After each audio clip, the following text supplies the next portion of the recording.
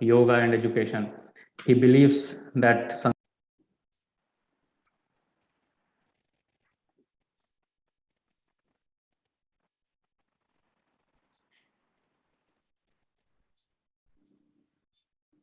Others, we lost your voice. Maybe you went mute. Yeah, so Yes. I carry forward this meeting on behalf of others. So as others were saying, I welcome Dr. Sampananda Mishra, professor at Rashtram School of Public Leadership, to open this floor for the second episode of Vaicariki. Welcome, sir. Namaskar to all of you.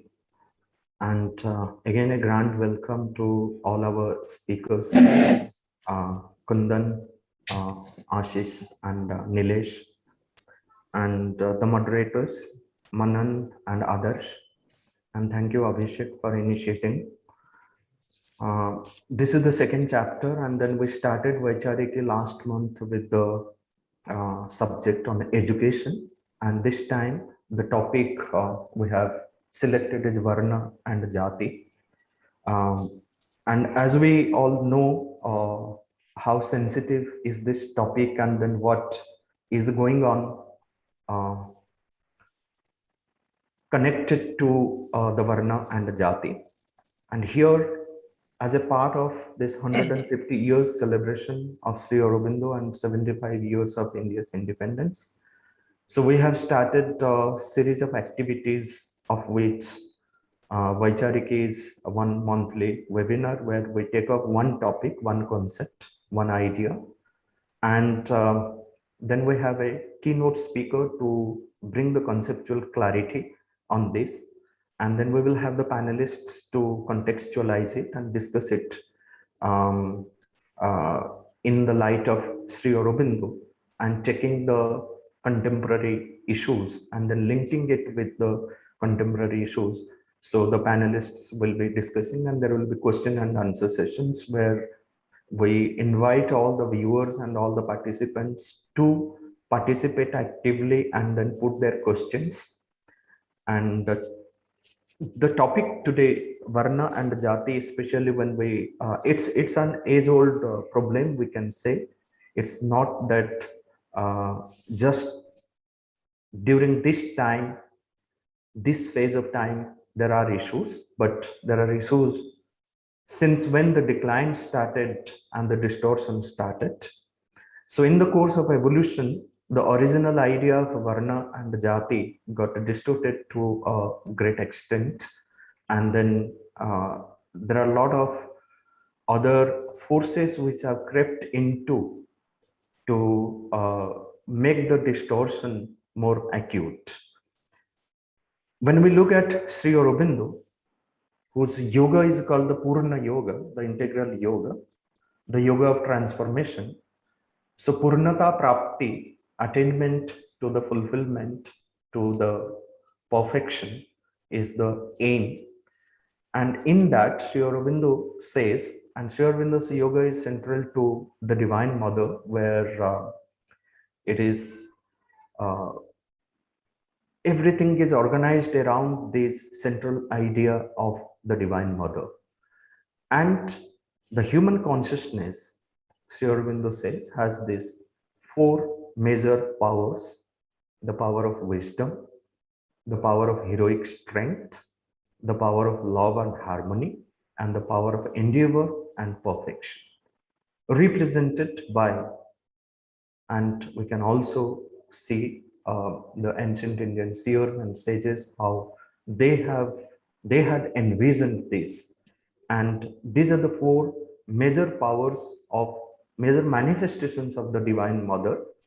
So the wisdom represented by the Maheshwari, and this is the Brahma Shakti. The heroic strength represented by Mahakali, the Kshatra Shakti, and love and harmony represented by Mahalakshmi, the Vaishya Shakti, and endeavor and perfection represented by Mahasaraswati, the Shudra Shakti. And all these Shaktis, all these four powers have to manifest well, harmoniously within the human consciousness in order to achieve that perfection, which is the aim of the yoga, aim of education, aim of life. So based on this vision of Sri Aurobindo, today's discussion will be carried forward, and I welcome Kundan, who will be giving the keynote address, elaborating this whole seed idea presented by Sri Aurobindo. And I welcome Ashish and Neelesh to contextualize this, taking the contemporary issues and then linking it to the vision of Sri Aurobindo and the mother. And I welcome all the participants and viewers and request them to participate actively and ask your questions and share your thoughts. And with these few words, once again, invoking the presence of Sri Aurobindo and the mother, I request others to take it forward. Dhanyavad. Thank you, Sampadaji, and sorry for the glitches. I lost the line during your introduction. And without wasting any further time, I'll just introduce Dr. Kundan Singh ji. So Dr. Kundan Singh holds a doctorate in humanities with a concentration in East-West psychology from California Institute of Integral Studies, San Francisco. Earlier, he obtained an MA in applied psychology with a concentration in social psychology from the University of Delhi. After having served as a core faculty at Sophia University for close to a decade where he taught at the doctoral level, Kundan Singh ji joins the Hindu University of America as a core doctoral faculty. He has been a scholar plus a practitioner, which is quite important in our darshana. And he has been a scholar and a practitioner of integral yoga and the darshan of Mother and Sri Aurobindo.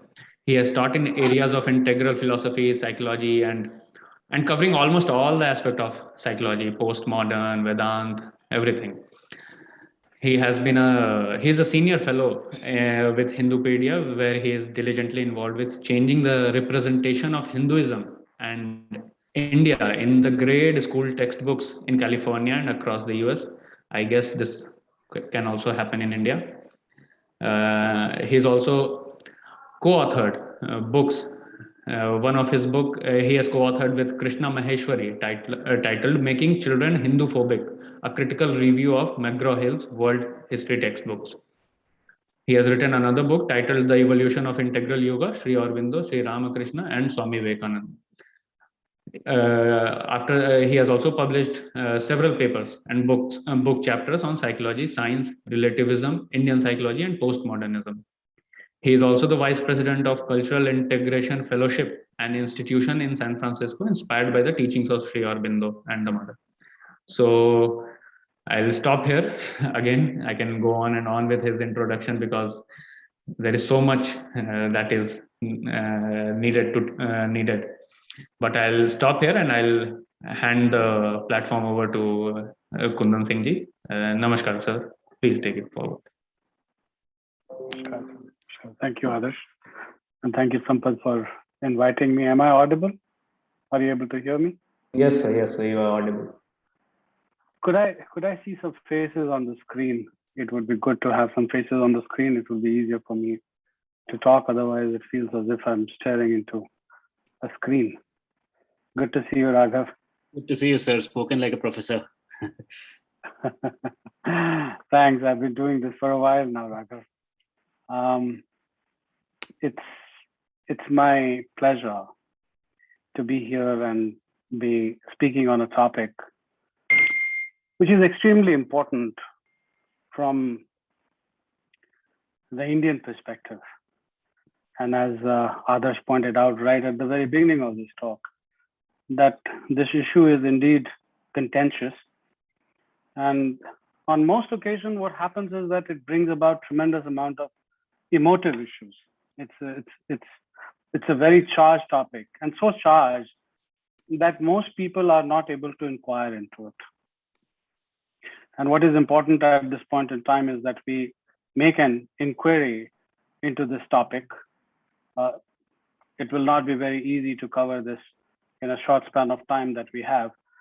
But given the lights that Sri Aurobindo has shed on this particular issue, I think we will be able to cover most certainly the broad areas.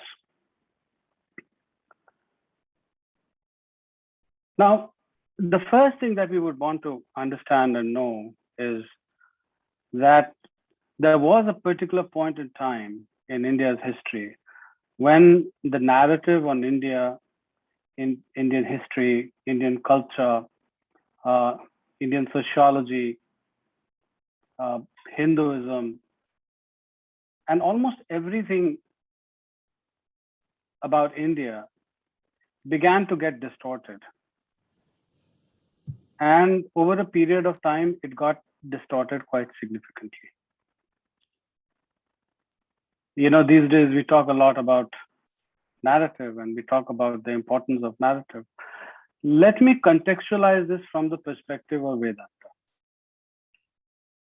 You know, as many of you would know that Vedanta speaks about different planes of consciousness. It talks about Annamaya Kosha, Pranamaya Kosha, Manomaya Kosha, Vijnanamaya Kosha, Anandamaya Kosha, you know, which are basically manifestations of Satchidananda. All these different planes of consciousness are interconnected.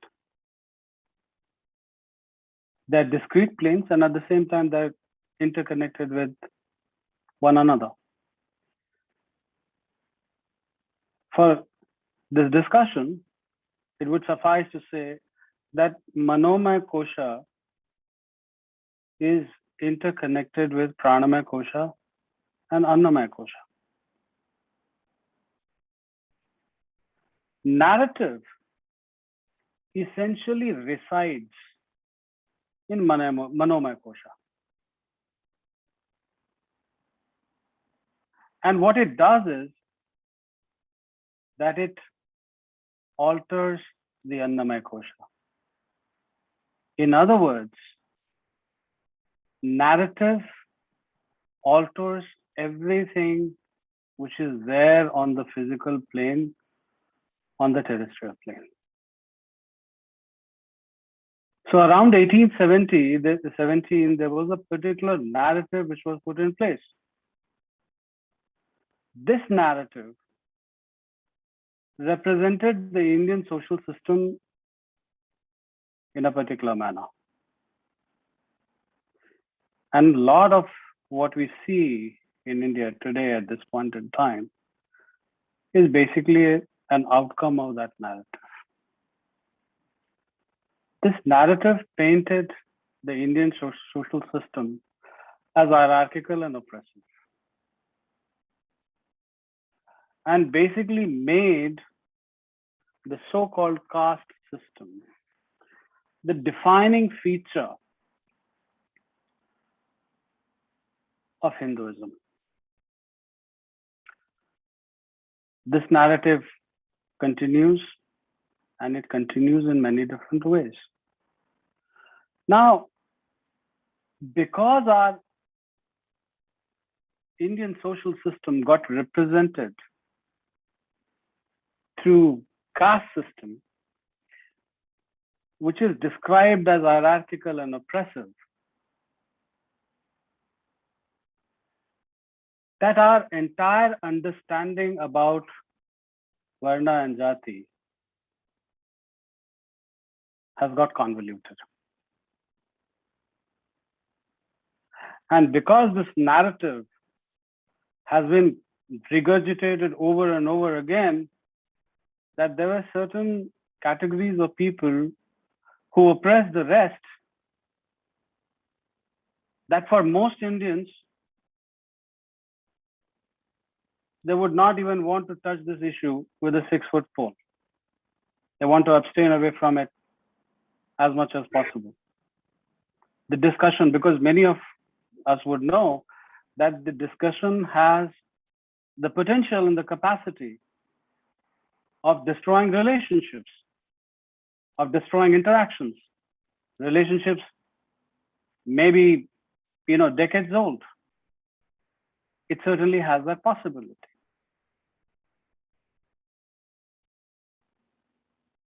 What we are going to do today is to basically examine critically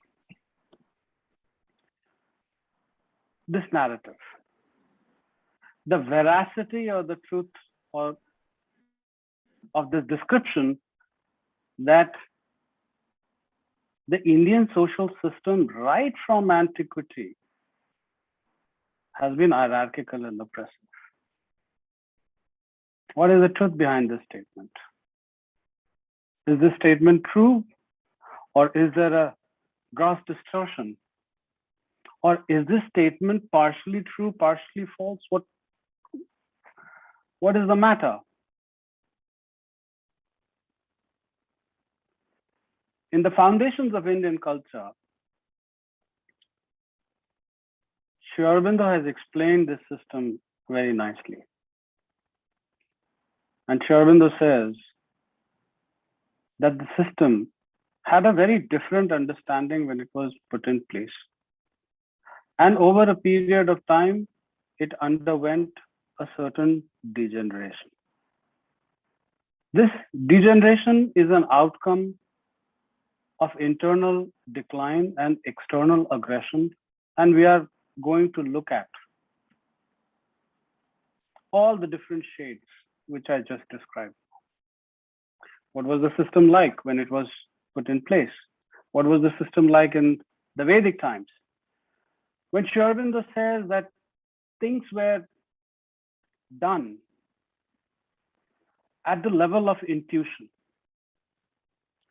and within the Indian social system or social existence, there was a lot of suppleness, there was a lot of flexibility, there weren't any fixed forms.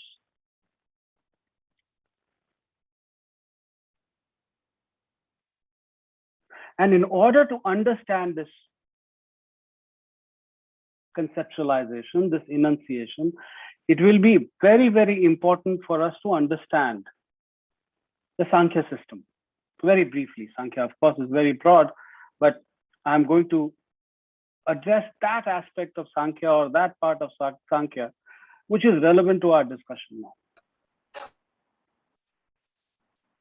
Sankhya is one of the first systems which basically talks about creation or manifestation. What does it say? It says that two principles, Purusha and Prakriti, were unmanifest. The manifestation had not happened, the creation had not happened. They were in a state where you can say they were beyond space, time, and causation.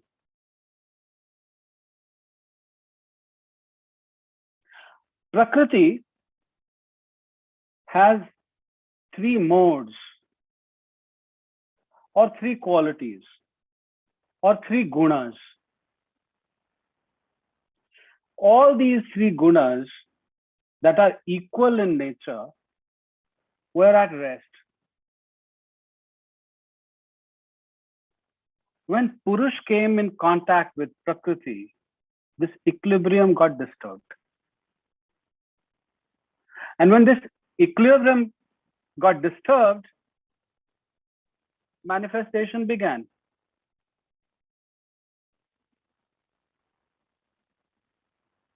Through the concentration of sattva, the cosmic intelligent principle called Mahat was born or came into existence.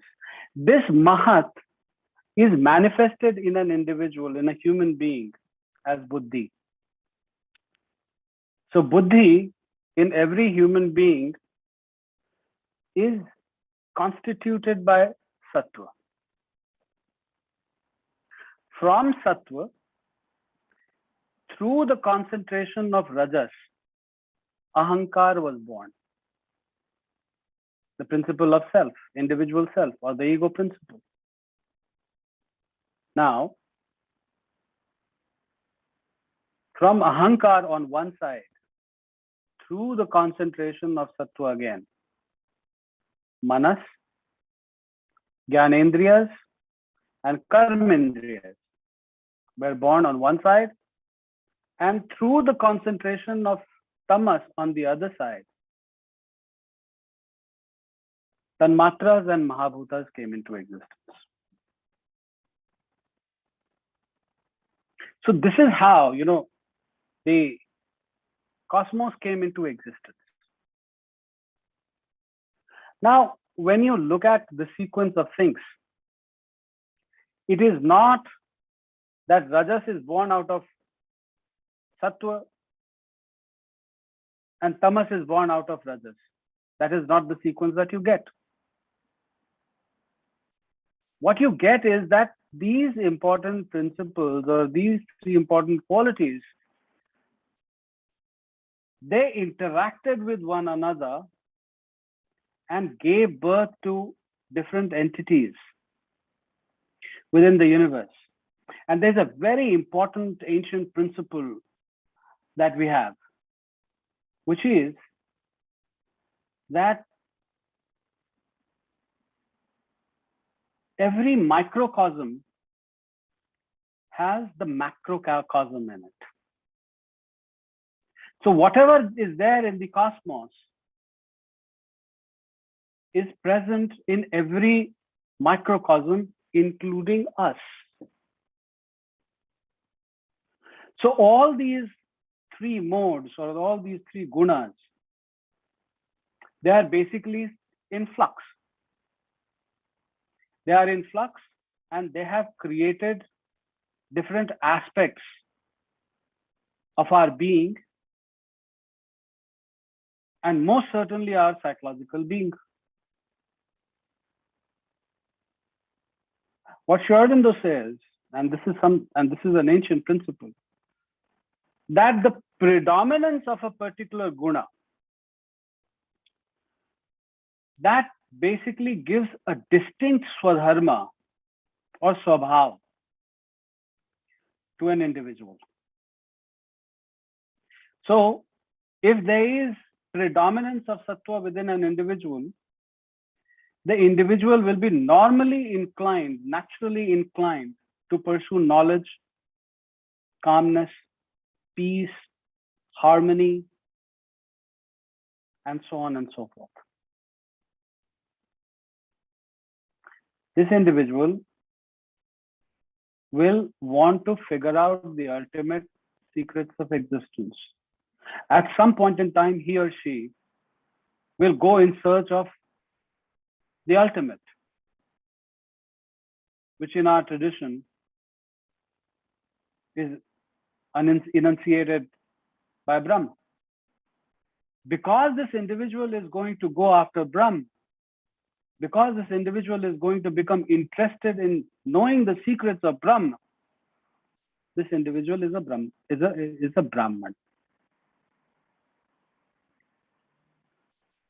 Now, what is the next principle? The next principle is Rajas.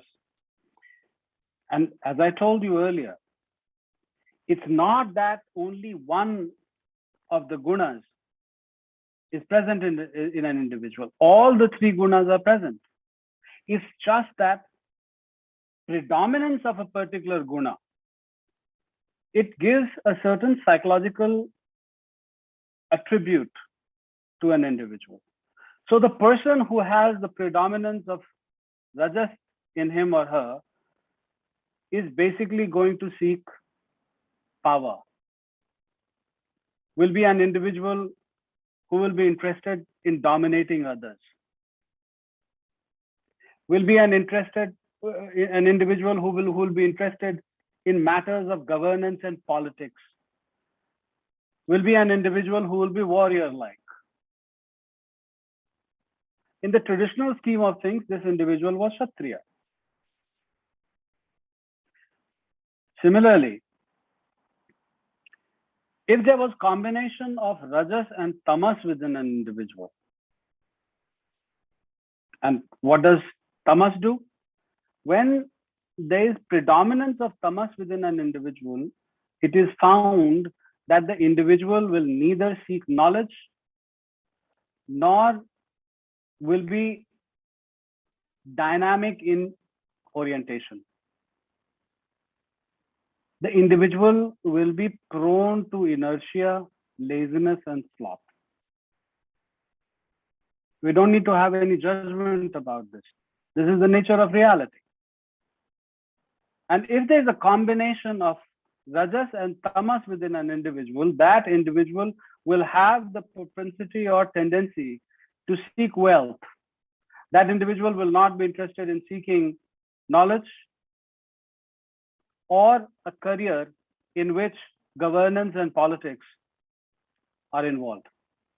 That is not what is going to inspire the individual to act.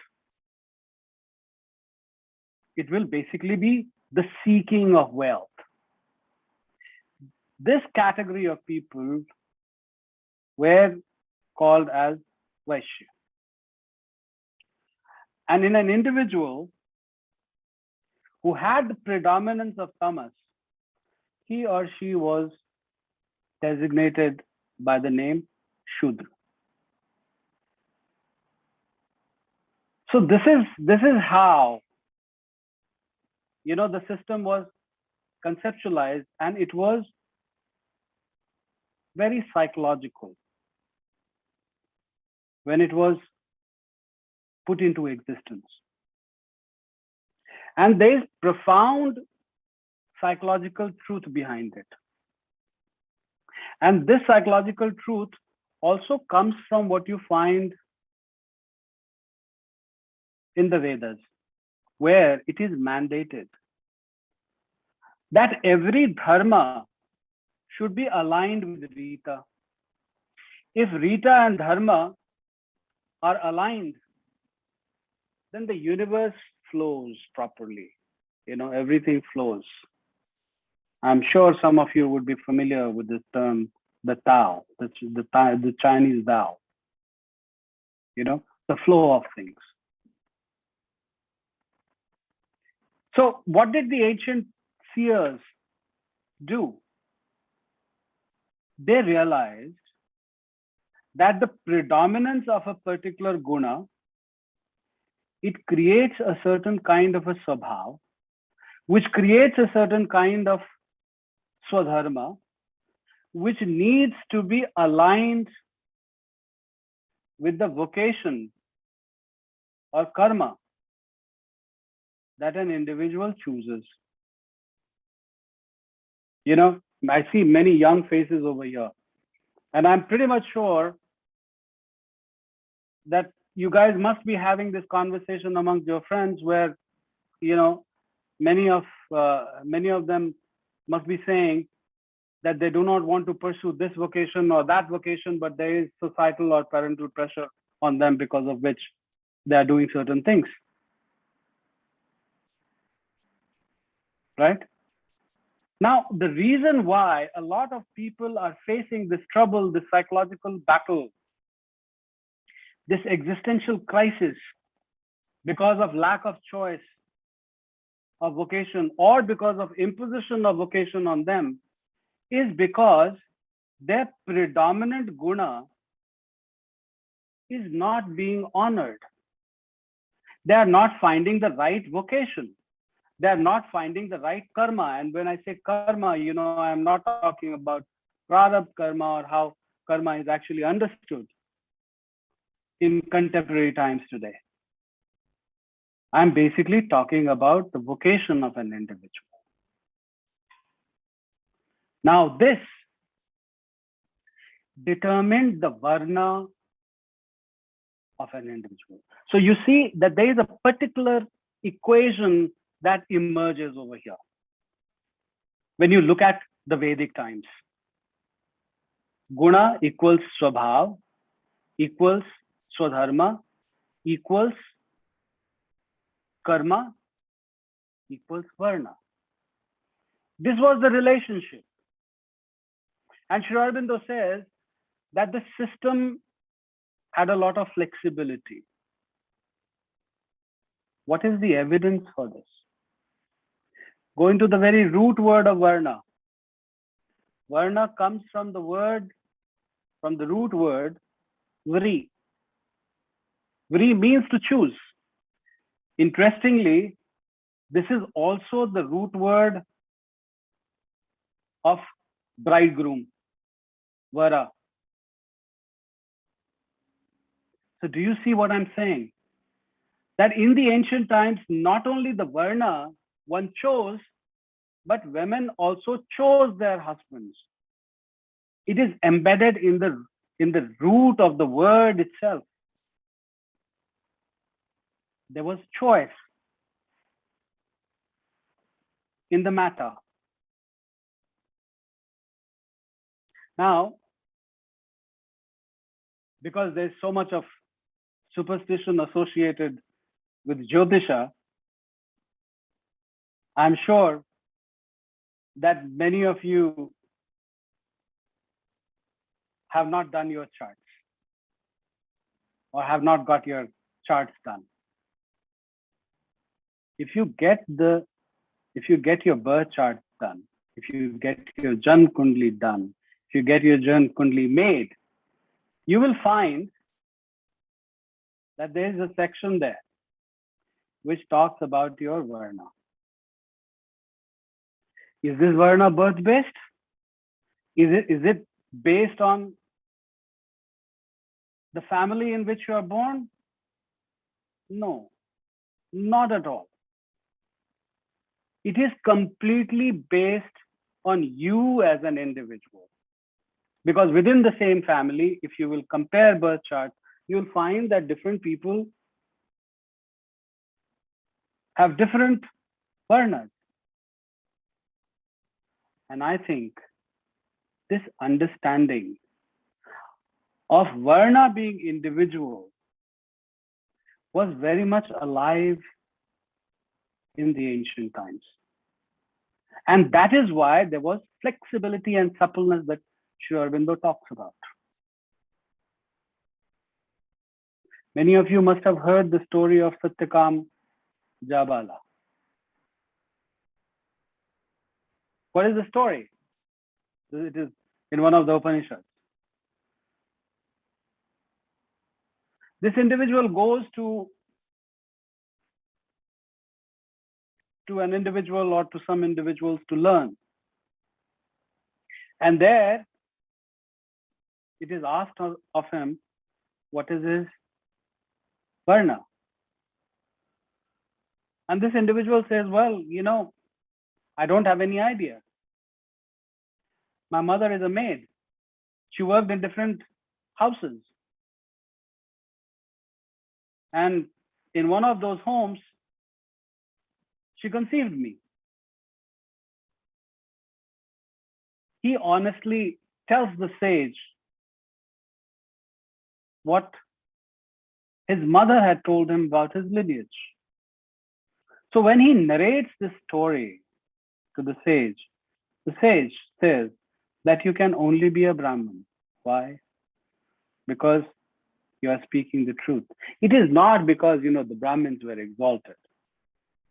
The Brahmins were manifesting certain characteristics.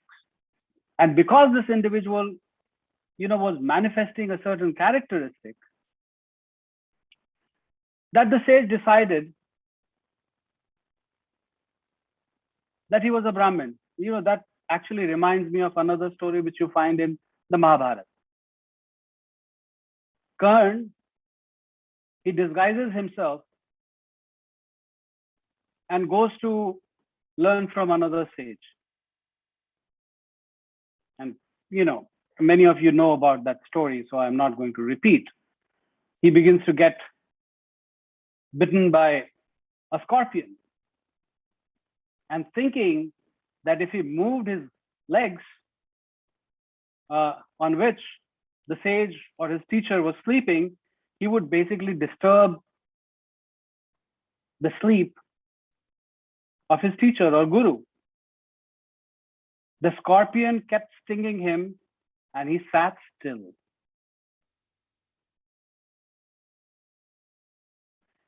And when blood began to ooze, it woke the sage up. And the sage Parshuram says you know, who nurtured some issues or problems with the Kshatriyas, that Karna could not have been a Brahmin. A Brahmin by nature would not have tolerated the pain that the scorpion was given to the individual.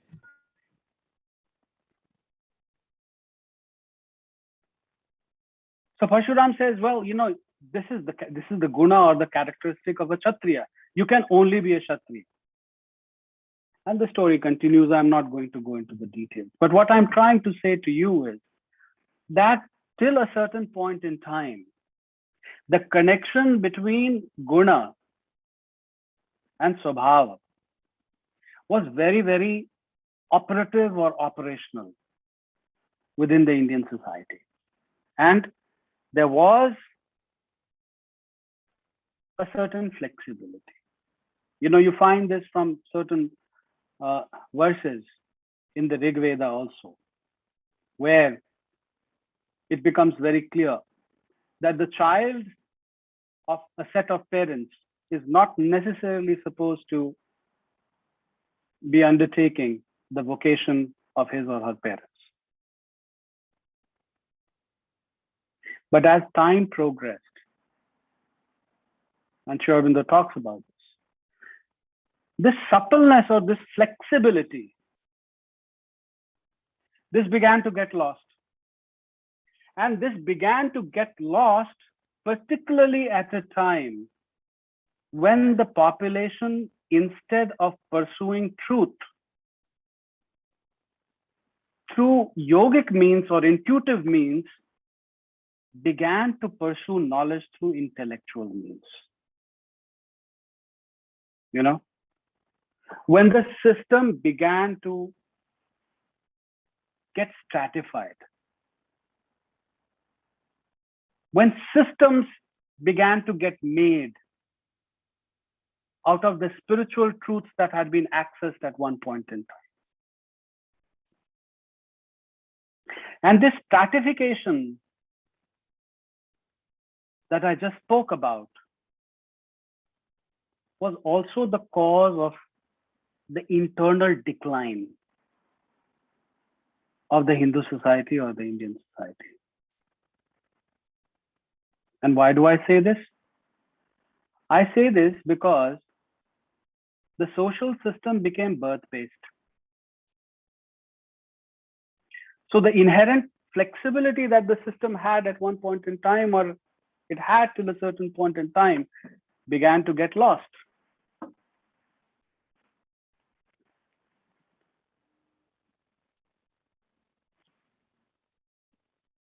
What is the evidence for this? What I have done is that I have gone into this particular book thoroughly. This is Gautam Dharmashi. This is the earliest of the extant Dharma Sutra, which is available at this point in time. Were there Dharma Sutras written before this one? I'm pretty much sure. Because there was a lineage. There was a lineage of Dharma Sutras. And there were certainly quite a few that were written later. And the commentaries on these Dharma Sutras came to be known as Dharma Shastras. And Manusmriti is one of the Dharma Shastras. There are many others. We don't need to go into the details. But when I go into this text,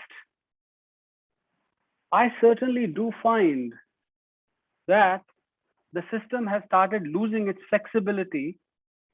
And as it is losing its flexibility, it is becoming birth-based. And when it became birth-based, the earlier equation that I spoke about, that got changed. what is the equation that you find now? At this point in time, the equation is Varna equals karma. And once again, karma, vocation. So it was your Varna, which was birth-based, which was determining your karma or the vocation that you are going to engage in.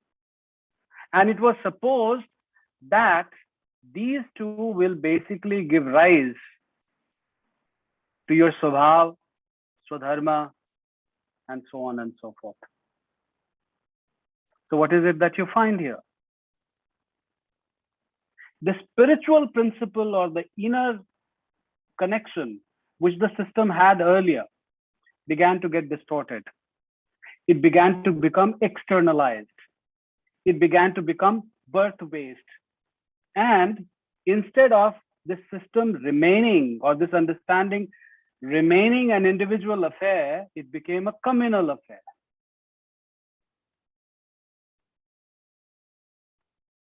But here also, we are not certain when this text was written or when it came about.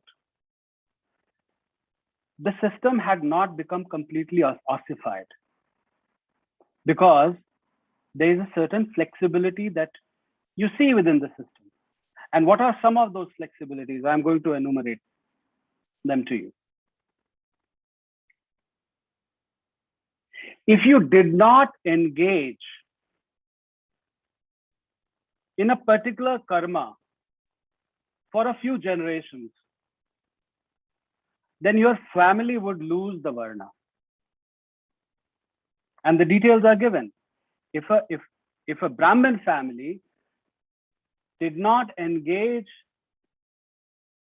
in the karma of a Brahmin for 3 generations, and instead did the karma of a Kshatriya, then in the 4th generation, the family would become a Kshatriya. Similarly, if a Brahmin family engaged in the karma or the work or the vocation of a Vaishya for 5 generations, then in the 6th generation, the family would become Vaishya. And if for 7 generations the family engaged in the work of a Shudra, then the family would become a Shudra. This system was called Varnatkarsh. Consists of 2 words, Varn plus Apkarsh. Similarly, one could actually climb up the ladder. One could regain one's lost Varna status. This process was called Varnopkarsh. This is described. Now, this story is very fascinating. Actually, you should know about it. See, it is good to have opinions and ideas later, but only after the inquiry has been made. I'm not saying that we need to subscribe to this model. I'm not glorifying this model. I'm just telling you how this was, how the changes happened, how things moved from, from time to time.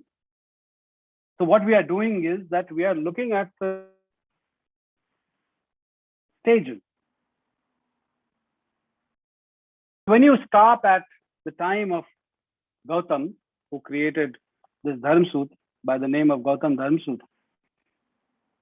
you find that though the system had become stratified, it still was retaining its flexibility. In this time, inter-Varna marriages were also allowed.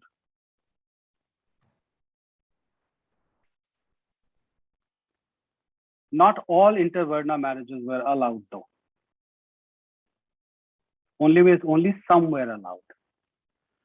And they are called Anulom marriages. What was an anulom marriage? The anulom marriage was when the man was, of the same or a higher order than the woman. When the situation was reversed, those marriages did not have sanction of the Dharma Shastra, Dharma Sutra tradition. What happened to those people who engaged in marriages that were not allowed, that were called Pratilom marriages? They were banished from the fourfold order. This is how the system of untouchability in India was born. These people were called Patit. And contact with these people was suppressed, was negated. In fact, it was punishable. If one engaged in a Patit, he or she could also become a Patit. And these so-called Patit basically settled on the fringes of the society. That is the reason, even today in rural India, if you travel, you will find that the so-called untouchables, I don't like using these terms, but we have to engage in analysis. I'm just like being a doctor, who's conducting a diagnosis. They live on the fringes of the society, and they live in between human settlements.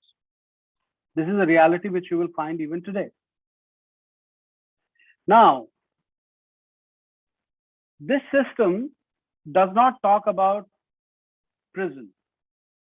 There were other people also, who would violate social norms and customs from time to time.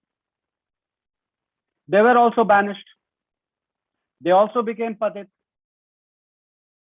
And they would live on the fringes of the society. There's a very detailed description which is given of various classification of people that are born through different kinds of anulom as well as pratilom marriages. Now, many of you would know that the ancient Indian society was divided in 4 ashramas. The Varna system was only followed in Brahmacharya and Grihastha. I'm repeating this. It was only followed in Brahmacharya and Grihastha. It was not followed in Vanprasth and Sannyas. And this entire thing is very logical. Why do I say that it is logical? An important condition for becoming a yogi is basically to transcend the gunas, the 3 gunas. Within the Indian system of thought, can I have more faces, please? I'm telling you, it feels absolutely weird. I know young people, they don't need a lot of contact. They can communicate with people even without looking at one another. But I'm a little old school. I need to look at people, so if I don't see faces, then it's very difficult to communicate.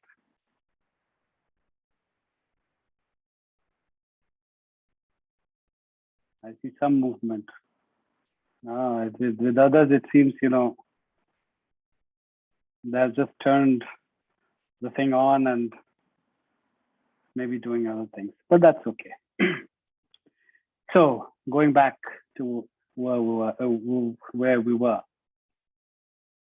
So, for an individual to become a yogi, for an individual to become enlightened, for an individual to gain nirvana,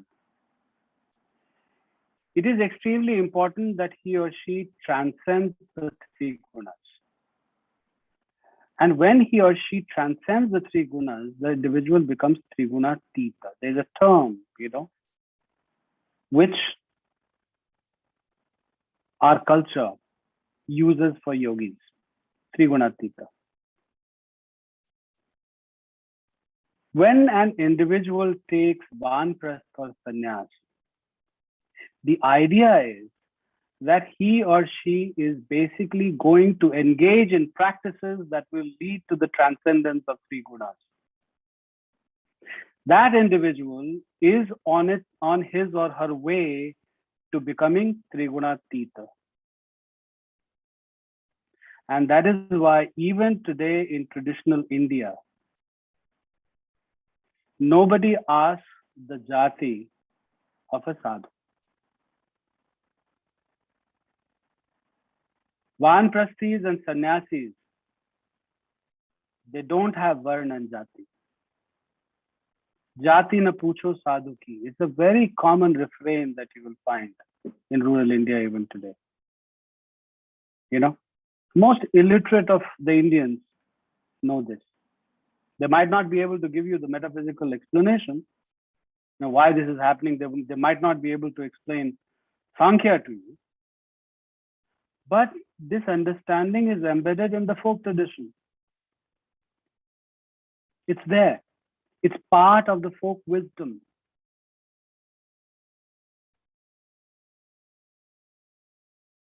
You see? So what I'm saying to you is that even when the system began to get stratified, it did not lose its flexibility. Now, in terms of hierarchy, which you definitely see, in Gautam Dharmashi, what you do not come across is an absolute hierarchy associated with any varna. Why? There are many different scales of hierarchy. You have knowledge hierarchy. And when you have the knowledge hierarchy, what is it that you find? You find Brahmin at the top, Kshatriya next to him or her, then Vaishya, and then Shudra. Then you have the scale of power hierarchy. You have Kshatriya at the top, then you have Brahmins, then you have Vaishya, and then you have Shudra. Now listen to this. This is a very important one. Wealth hierarchy. You have Vaishya at the top. You have Kshatriyas. Then you have Shudra. And you have Brahmins at the bottom.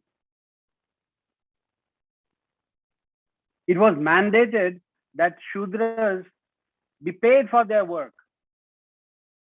Whereas a Brahmin was supposed to survive on dhan and nothing but dhan. And that is the reason in the Jatak stories and many of the folk tales, you will come across this term, Daridra Brahman, very, very commonly. And in fact, some of the poorest Brahmins in India today survive.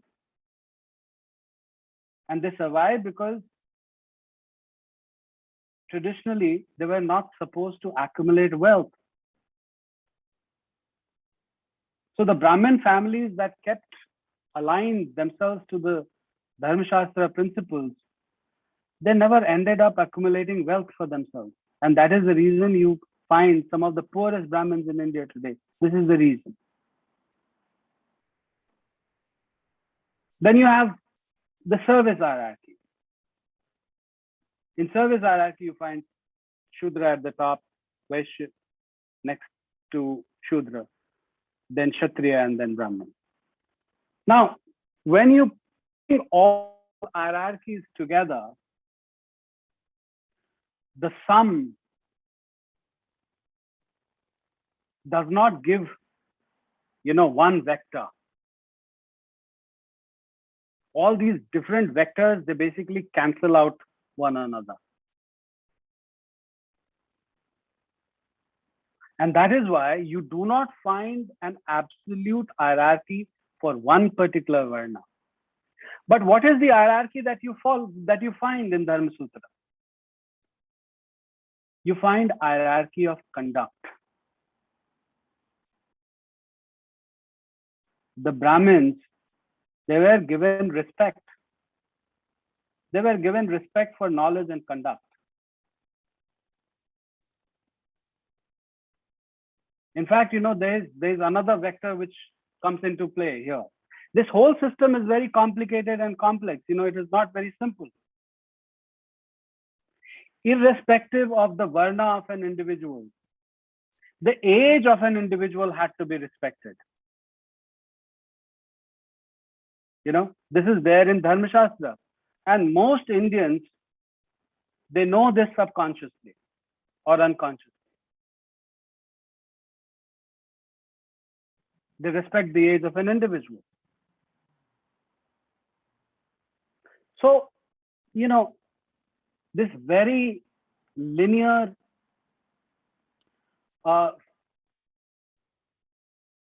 straight-jacketed understanding of hierarchy created on our social did not exist in ancient India till a very long period. I think a lot of time. I will just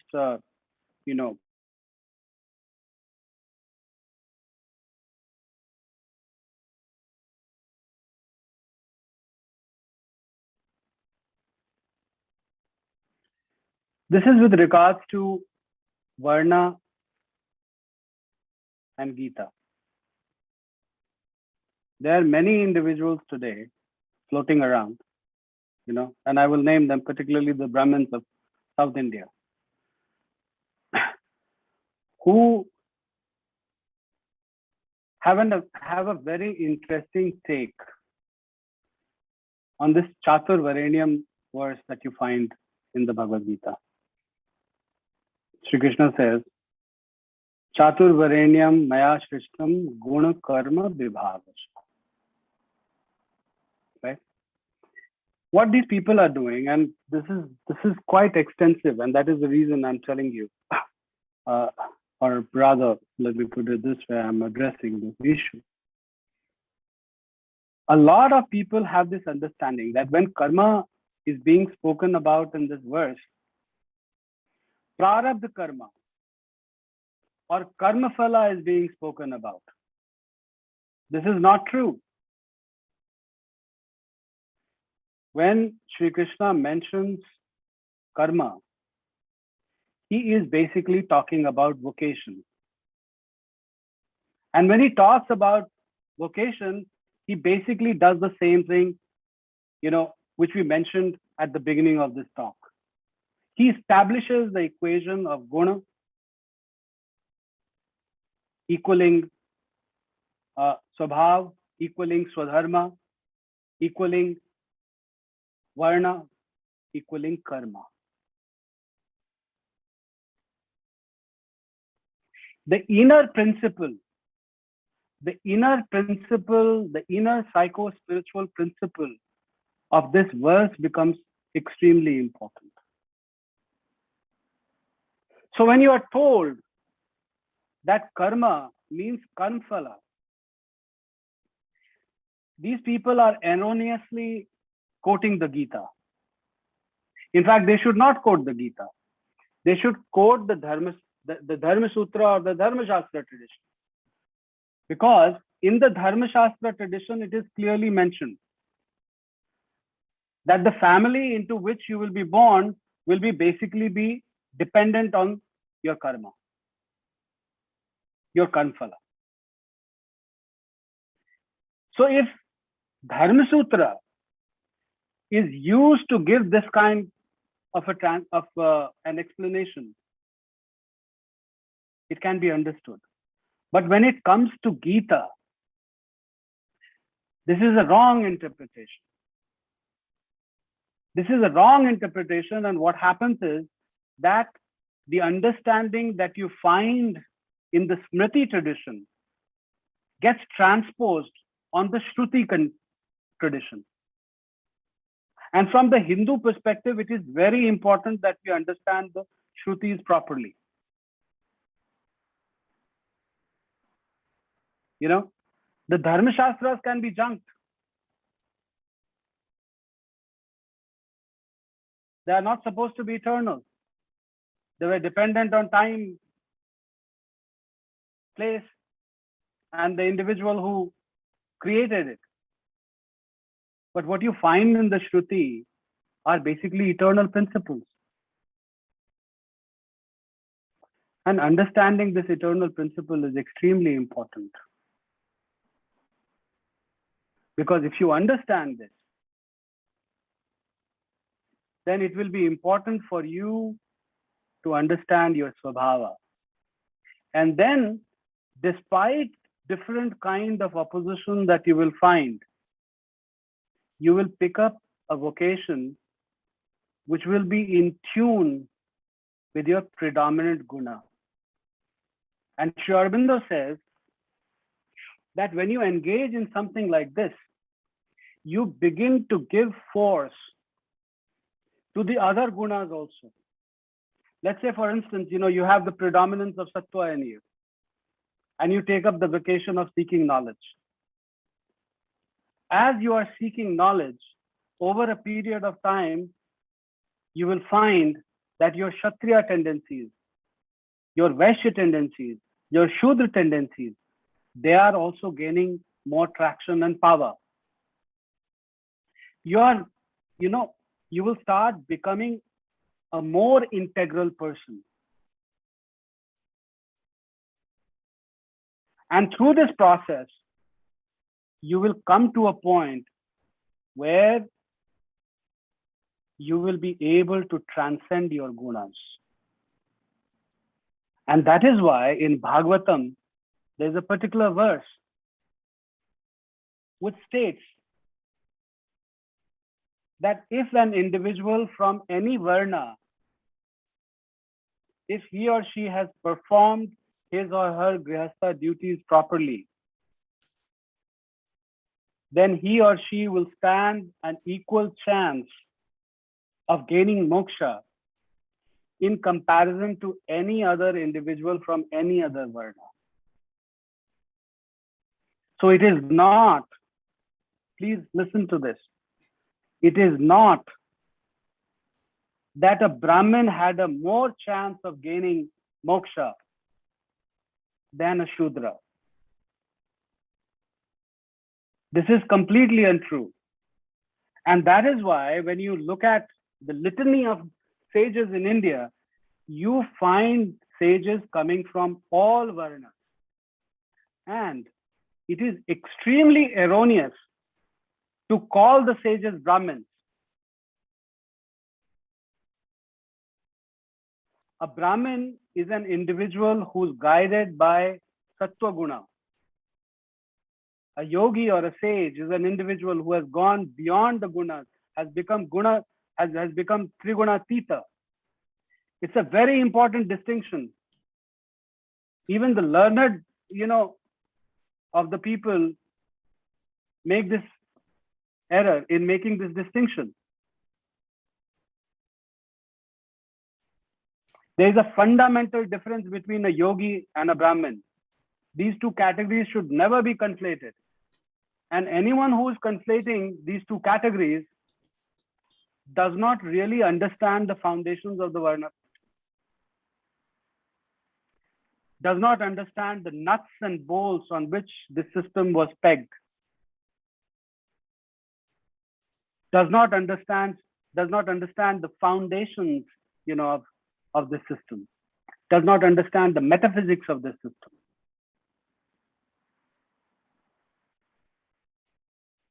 So, and this is particularly important for younger people who are engaged in this exercise of seeking vocation for themselves, that it is important that you figure out what your predominant guna is. You know, if you want to join hotel management, don't let anyone tell you that you need to become a scholar. If you want to become a scholar, then do everything to become a scholar. If you want to become a politician, do everything to become a politician. It is only we who create this gradation. There is nothing wrong in individuals taking any vocation as long as the vocation is in tune with the inner constitution of that individual. With this, you will not only bring forth your other tendencies, you will also be able to eventually transcend the gunas and basically become yogis in the future. So with this, I will basically end. This is a long topic, and I hope, and I really hope that in the future, collectively, we are able the system this transition. Thank you. From the times when it was established to the times we find ourselves in currently. Thank you. Yeah. Thank you, sir. Thank you for this erudite lecture. And actually, it was, for me, it was like I'm having a conversation with my past. Although it was one week lecture, but I was literally going back and I was having a conversation with my past. And so we are running out of time. So I think I'll introduce Manan to take this forward. Manan is a computer engineer from Delhi School of Engineering and then did his MBA in finance from IIM Lucknow. He is currently on a sabbatical and trying to seek something, some depth of philosophy, life, and everything about it. So Manan, why don't you take the conversation forward? Thank you, Adarsh. Thank you also to the organizers for this wonderful opportunity. It's a topic which is very close to my heart. And I think Kundan did a very elaborate job at setting the ball rolling. And I hope that the second half of the program, we'll be able to further build upon it and also add some new dimensions. What I'll do is I'll quickly share my own thoughts very briefly, given that we have a lack of time. And then I'll introduce Ashish and Neelesh. They can probably speak for 15-20 minutes and then hopefully we can have a nice Q&A with the participants. And it is a topic which needs to be contemplated upon and tackled over and over again. So, some of it Kundan already covered, but what I really wanted to bring out is that the system is actually based on a very sound logic. And, it was not merely to keep the society functional. It was much more than that. It was not about just keeping it politically going or economically sustainable. It had a very well thought out, nuanced idea about spiritual evolution and growth in the collective, also very intrinsically, embedded. But unfortunately, that got lost over the last many centuries, and there's been a lot of distortion. And am I audible all right? Can someone just show a thumbs up? Okay. Yeah. It got so badly distorted over the last many centuries, and there've been systematic assaults on our psyche. And especially what bothers me a lot to observe all around is that even in India, we are very timid about wearing our Hindu identity on our sleeve, and we don't have a sense of collective pride. And also in the education, the mainstream education is not talking about our scriptures. It's not talking about the psycho-spiritual depth in our, in the Gita, like Kundan mentioned, also some of the Upanishads he touched upon, and he talked about Rita, Dharma, and the alignment in a state of flow, the Tao, Sabhava, Swadharma. There's so much. Now, the thing is that this system was meant to be such that the society kind of operates both individually and collectively in a very harmonious manner and leads to some sense of a conscious evolution, which is also is very fascinating in Sri Aurobindo's thought. And, like Kundan mentioned, there was an intuitive understanding of a lot of things, and it was embedded in the psyche. My own grandmother, who was illiterate, was so wise, and probably the wisest person that I have encountered in my life yet. And so I really do resonate with a lot of things that Kundan said. And I think the distortions around this being largely heredity and also the sense of hierarchy, which I think was very fascinating, what you touched about the four attributes and how the order was also very different. That was very fascinating, Kundan. I think that's very important, and thank you for that. I believe that in our education system, there's a urgent need to introduce a lot of these things, and I think Rashtram and Sampada in particular have been doing a great job at that. And with that, I'll kind of stop here and introduce Adarsh and Neelesh, and request them to share their thoughts for 15-20 minutes, and then hopefully we'll have around 20 odd minutes for a nice Q&A, where Kundan can also obviously jump back in because there are some questions for him also on the chat screen. So let me introduce Neelesh first. I'm reading this out. Neelesh Marik is an experimenter, questioner, student and explorer of the human potential space, where behavior, systems, culture, and consciousness affect personal growth and creative novelty. He has 3 decades of experience in blue chip corporations like Kurzweiler, Anderson Consulting, and Infosys, as well as some startups. These assignments covered a wide array of consumer and industrial products, management consulting, and IT in various countries and cultures. Over the last decade, he has been engaged in multi and transdisciplinary research and study across philosophy, social sciences, psychology, complexity, and spirituality, with a total immersion in integral yoga for the last few years. He has a BTech from IIT Bombay and an MBA from IIM Bangalore. Welcome, Neelesh. And Ashish. Ashish Dhar is a Kashmiri Pandit, a refugee in his own country. He is a mechanical engineer and currently an entrepreneur. Mr. Dhar is the co-founder of Pragyata and Upward Foundation and the director of operations of the Indic Collective Trust. He is a practicing Hindu who is deeply interested in exploring the unfathomable depths of Indic knowledge. He is dedicated to bringing awareness about civilizational issues. Welcome to Ashish as well. If it's okay, Ashish, probably you could go first. Yeah, sure. Thank you, Manan. Thank you, Sampadananji, for inviting me. Am I audible? Okay, great. So thank you, Rashtram School, and thank you, Sampadananji, for having me on this panel. And thank you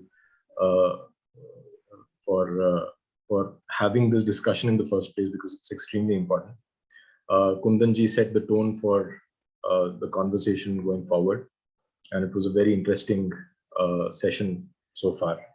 And I hope that some of the things that I say, I wasn't expecting to be speaking for 15-20 minutes. I thought it was a panel discussion, so my words may not be as structured as expected, but yeah, I'll try and do justice to the time that is given to me. My own interest in caste was quite random. I haven't, I started taking interest in it about 5 or 6 years ago, when when the JNU agitation began, and when they started doing the Tukde Tukde, Bharat Tere Tukde Honge, all those things. When that got started, that really interested me in what's really going on, and the noise about burning of Manusmriti and stuff like that. However, my interest in Sri Aurobindo's writing goes back several decades now, and what I found interesting is that when I was invited to this panel, the first question that struck me was, how do you actually make sense of what Sri Aurobindo has said about caste and what his views on caste really were? And unfortunately, I don't really have an answer, because in my reading of Sri Aurobindo's works, I found very little to do with caste, very little mention of it. There are some conversations here and there with disciples, perhaps a paragraph or two out of his very long, and copious work that we have available in the current times, thanks to the work done by many scholars and devotees. And so, to really get a sense of his understanding of caste, honestly, I found the material insufficient. But whatever I could, salvage from it, so that seemed to give you a very, sort of balanced perspective, as you would expect from Sri Aurobindo. And I'll just, read out one of the things that he's written. And I quote, he says, "This was what we meant when we said that caste was a socialistic institution.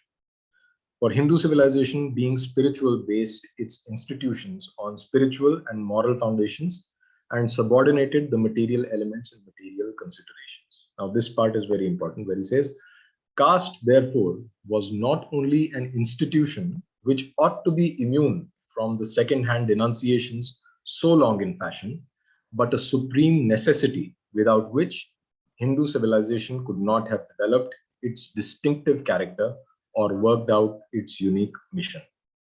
So here's a, fairly straightforward endorsement, you could say, of the institution as such. But again, as I said, he's not written much. In other places, he has referred to, and he's talked about the spirit of caste arrogance and exclusiveness that crept into the system, and that eventually led to the downfall of the Hindu civilization and its subjugation. I am not entirely sure if the institution itself can be singled out as the reason for the subjugation of Hindus for several centuries. Perhaps there may be some merit in that argument. Perhaps caste and its unique evolution, or let's say degradation, perhaps that contributed to us getting conquered 8 or 9 centuries back. But whether it is the single factor or the single most important factor, I have no data to really make that judgment. And I really don't know if anyone as yet has come to that conclusive judgment. Now, as far as caste is concerned, and there is a very, very ignorant sort of attempts in the Western academia, as Kundanji said, of equating the entire Hindu religion with a very, with just one of its aspects, which is the Varna Vyavastha. And there are some scholars, some Western scholars, who've gone to the extent of saying that if you remove caste, there is nothing left of the Hindu religion.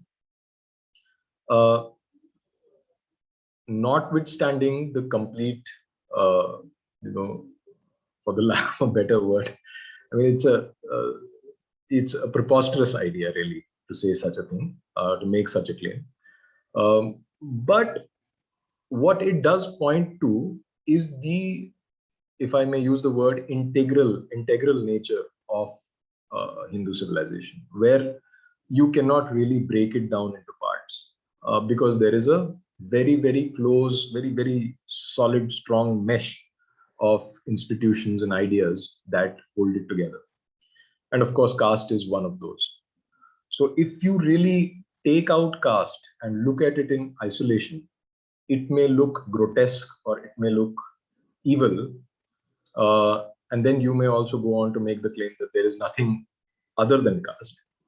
That is only because you haven't really understood it from a holistic perspective. You don't really understand the society as an integral whole, and how each part informs the other and how each part supports the other. So that's really the trouble of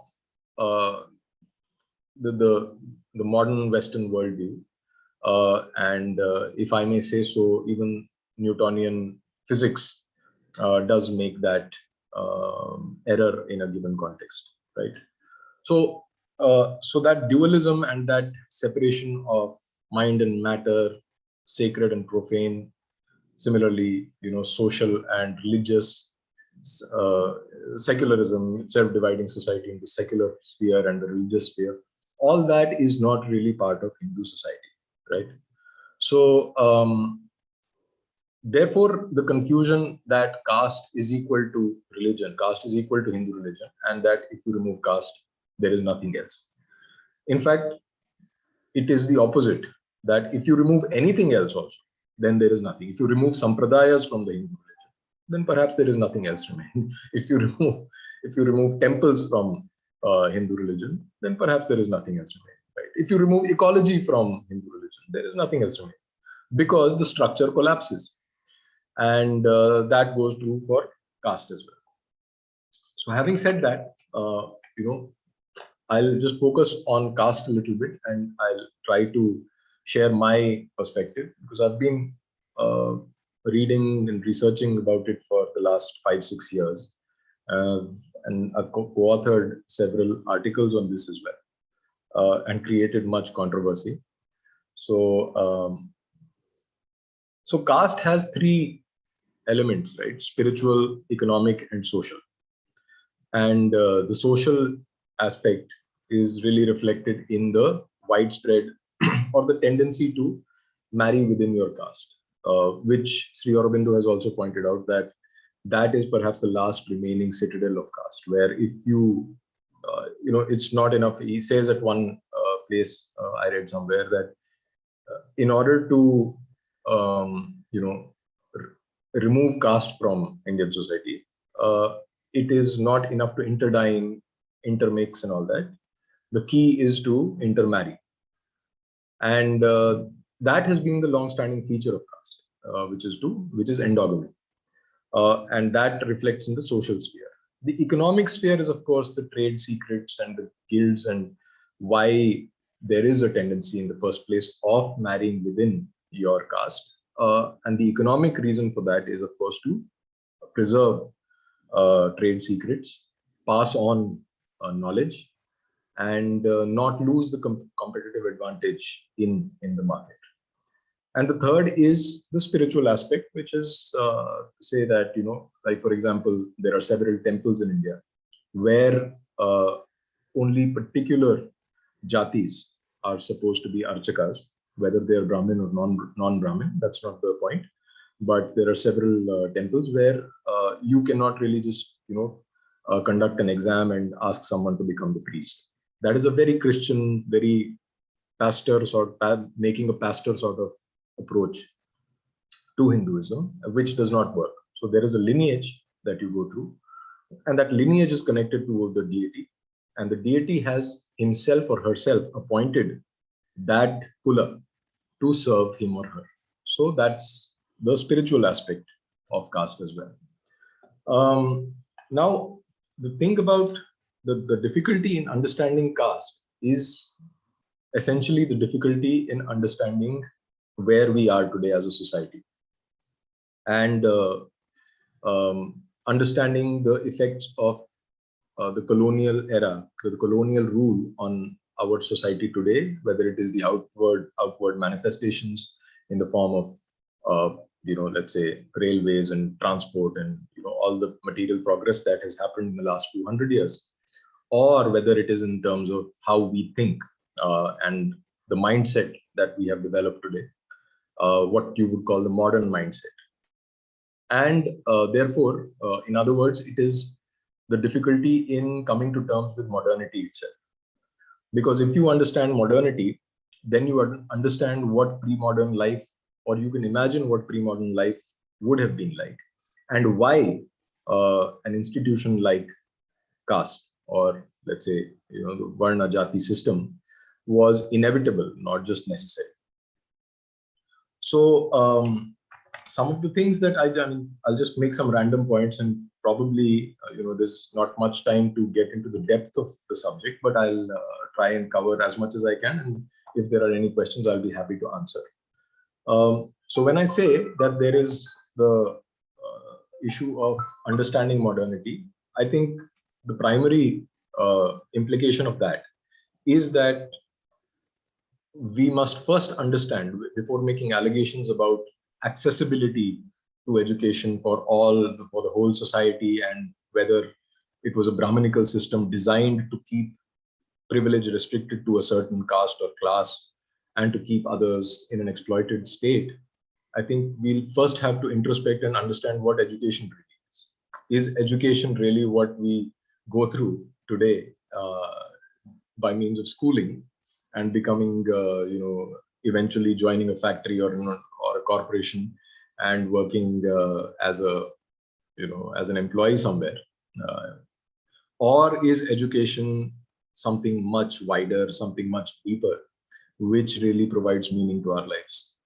So that's a question that needs to be pondered on individually and in much depth before we arrive at such things. The point which I'm trying to make is that when they say that, yesterday when I posted a tweet saying that I'll be participating in a discussion, there was an earnest question on Twitter which said that, okay, Sri Aurobindo was not a Brahmin, and I belong, and the person who had tweeted, he had said that I belong to the same caste as Sri Aurobindo. And I'm wondering whether he had the adhikara in the traditional scheme of things to talk about these things, to hold forth on such subjects, given that he was not a Brahmin. So that's basic. I mean, that's the kind of misconceptions that are prevalent in society today. When we say what were the adhikaras of the Brahmins, or what were those things that were restricted to the Brahmins and others were not allowed, that was only as far as the rituals are concerned, right? The ritualistic elements of the Veda, and some of the recitations and stuff like that. But there was no bar on people exercising their mental faculties and and philosophizing, speculating. All that it's simply impossible for a society to function for thousands of years if there is such kind of tyranny happening. So there is no basis in that assertion that people were singled out and people were kept away from knowledge. If you look at the multiplicity of the texts itself, right? The Mahabharata itself starts with the proclamation that this is a text for Dvija, Shudra, and Stri, right? And both the itihasas, the primary itihasas, Ramayana and Mahabharata, they are performative texts for several centuries. In fact, for millennia, they have been passed on, and they've become the central texts, the backbone of the Indian civilization, because they've been performed, and the performing artists have integrated that with their own art and gone about traveling the entire country and performing those texts. Ram Leela being an example that we can see even in these days. So to say that the Vedas were not meant for others and stuff like that is to betray a profound lack of understanding of how things functioned in the pre-modern era. Also, the issue of initiation, for example, when we talk about Janeu and why Shudras did not have Janeu, nobody really mentions, probably many don't even know, that Shudras had their own initiation rites. They had their own pagadi bandhna. They had even some communities had their own Janeu ceremonies. And there was no bar on such things because they went through a totally different kind of education. And this education, which is why I started my making this point with the plea that we need to first understand what education really is, right? So if you are a Brahmin and you go through 14 years of Veda Adhyayan before you can actually become or be deemed to be an expert in certain subjects. Parallelly, the Shudra, the artisan, is going through his own education, which lasts 10 to 14 years. And that is as rigorous as the education of the Brahmin or the education of the Kshatriya. And that the proof of that you will see in the architectural and artistic accomplishments of the Hindu civilization by way of by what the Shudras have done, right?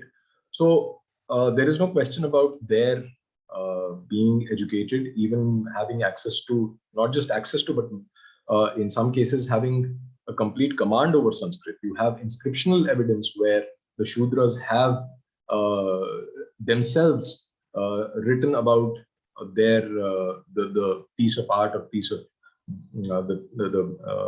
a sculpture or the temple that they've made, and they've given credit to themselves or the chief architect in Sanskrit itself. Also, the kind of technical expertise required to build and to create such forms of art and architecture would not have been possible without advanced knowledge of material sciences, mathematics. So these are just logical deductions you got to make, and there is enough scholarship which is already present. These are not original claims that I'm making. There is enough scholarship which is already present which talks about these things.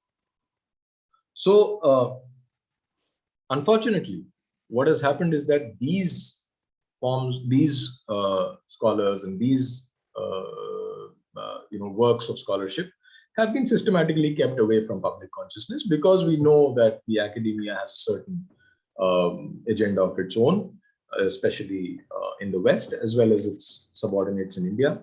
There's some, and given that sway of the academia, they don't find it convenient to promote such works and to talk about these things. They just stonewall such scholars and keep them away from public discourse and recognition.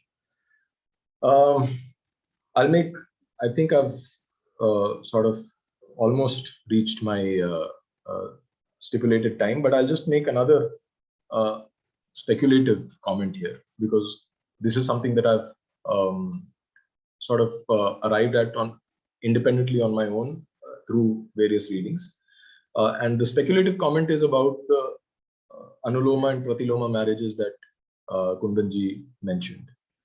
And it is my understanding that the Varna system and the Jati arrangement in which society was organized, it was designed, as Sri Aurobindo has said, that it was designed to fulfill certain roles, you see, and to create a society of a certain kind. And that society, I'll just read out what Sri Aurobindo has said. The original purpose of the caste system has been lost. In ancient times, there was the distinction of caste with a clear purpose. It was sought to develop different types, and marriage within the same caste was intended to help this system. The Brahmins sought to develop certain intellectual powers to make their minds subtle for the consideration of higher things. The Kshatriyas sought to develop character, which was all important for the functions of that class. The Vaishyas also sought to develop a particular kind of intellectual powers, which could be of help to them in the matters of business. The fourfold distinction could not be adhered to when there occurred the mixture of races. So he's talking about endogamy here and the necessity of endogamy for achieving this kind of a mix in society. So if you look at, if you go through Manusmriti, for example, you will find that the text is really obsessed with the achara of none other than the Brahmins, right? It is only talking, not only, but predominantly it is concerned with how the Brahmins should conduct themselves. And in that way, Manusmriti is a very, very Brahmin-oriented text, right? And if we try and make sense of what the Manusmriti asks of the Brahmins in terms of how to conduct themselves and how to organize themselves, what kind of lifestyle they should have, it is what you would call oppressive in the modern lingo. It is oppressive for Brahmins itself. To live like a Brahmin is to be in denial of all kinds of luxuries. It is to be an ascetic of the highest order. it is to, to live a frugal life and, not to accumulate and to just, basically be an exemplar for the rest of the society in terms of being an ideal sage. Not everyone, not every Brahmin would be able to achieve that, but that was the idea. And in order to achieve that, right, who in their right mind would really want to be a Brahmin unless forced to be, right? So now the statement that I'm trying to make here is that for the Brahmin caste to even exist and to be true to its vocation and its ideal, it would not be possible without some bit of coercion. And it is as true for the Brahmins as it is for the rest of the society. In fact, it is more applicable to the Brahmin than it is for the rest of the society, because as you go to the other castes, the amount of the demand from you as an individual is lesser and lesser in terms of what you have to, the kind of lifestyle that you have to live.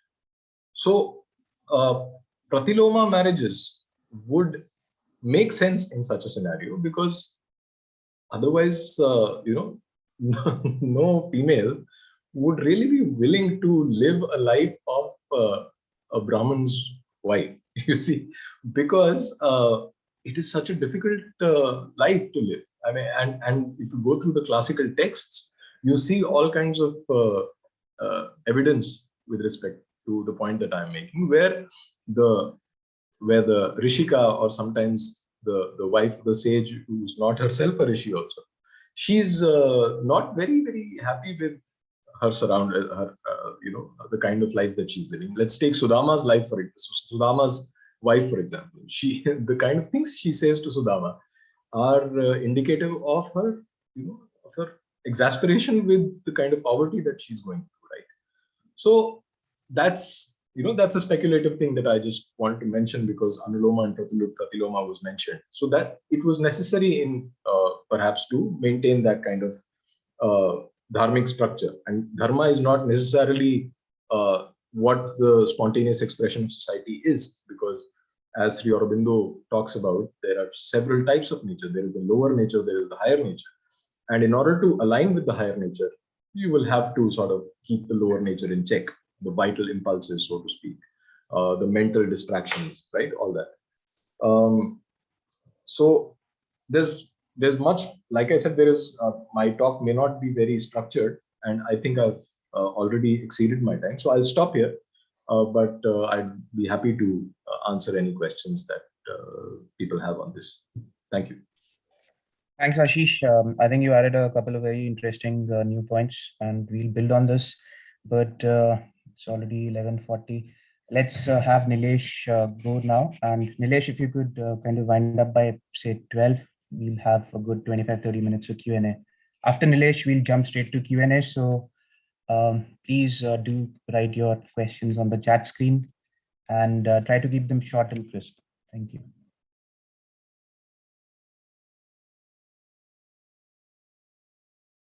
Neelesh, can you unmute yourself? Thank you, Manan. Can you hear me? Okay, great. Thank you to Sampath and the Rashtram team for this invitation. We have had a very comprehensive coverage of various points around this rather contentious subject.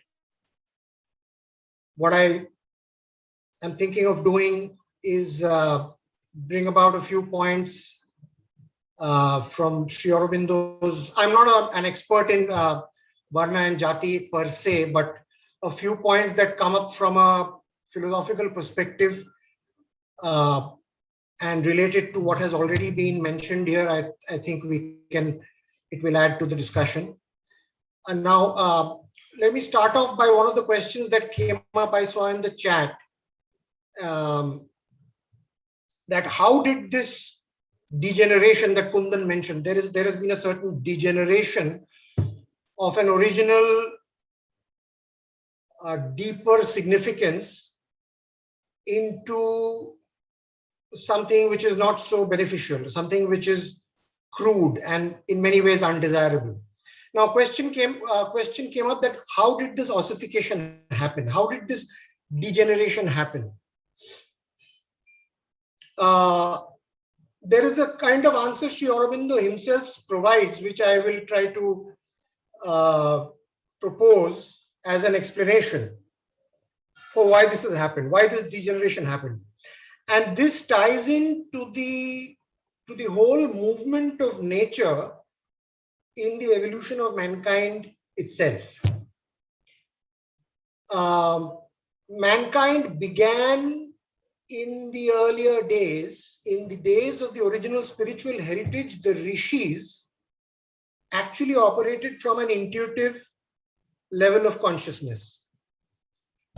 There's somebody asking a question, but I probably will take it at 12 o'clock, since we'll have enough time after that.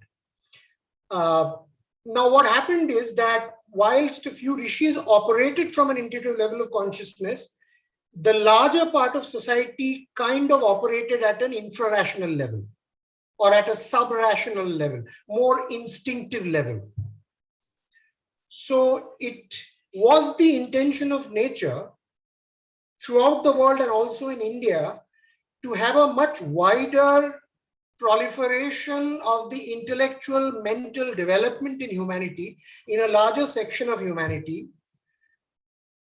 to then go back to reclaiming the intuitive power.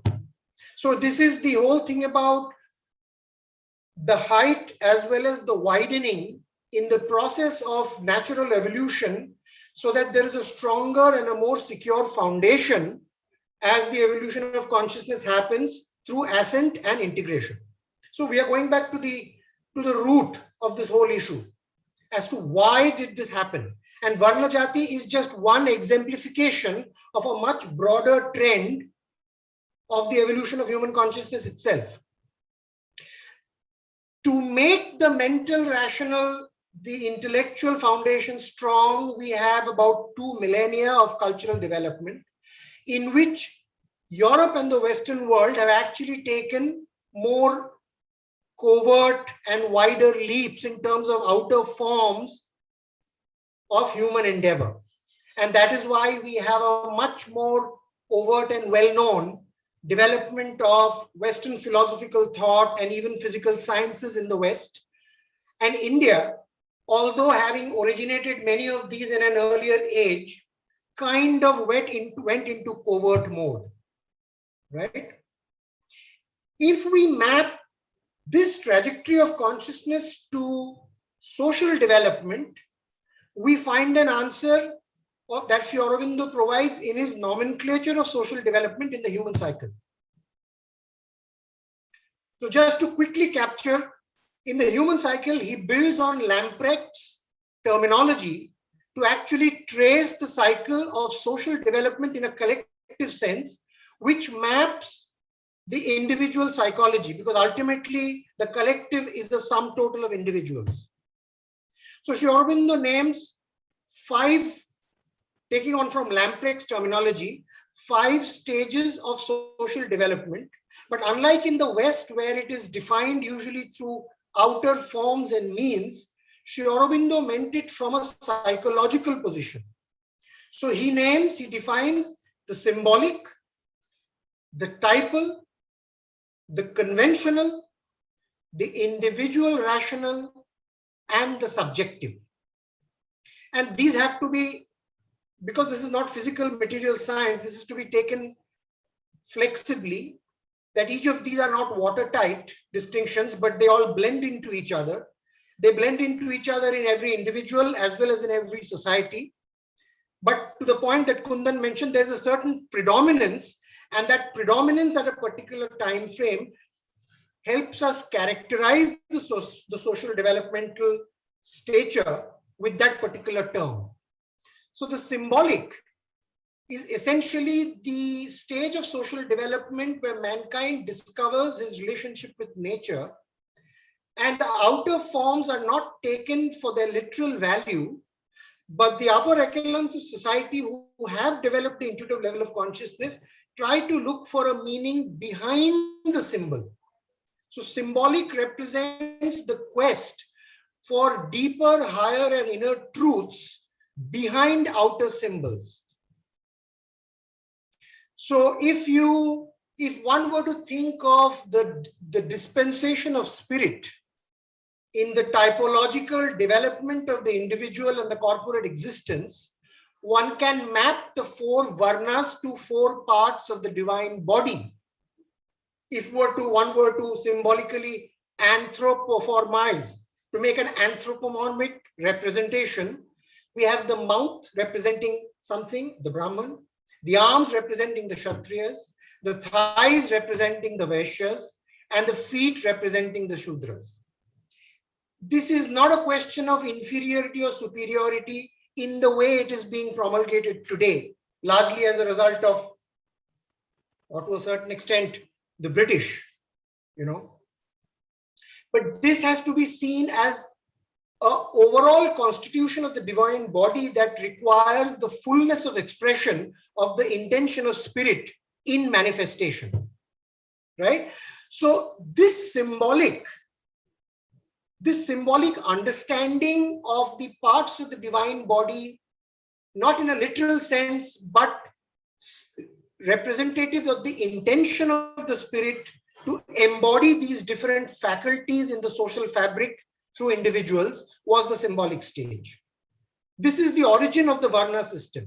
Now, if you take the next stage as typal basically means that every individual exercises a certain leaning, a certain preference based on inner nature, disposition, hidden competency, developmental imperative, all of these things, and therefore makes a choice of what he or she would like to do, how he or she would like to operate and contribute to the overall totality of social development.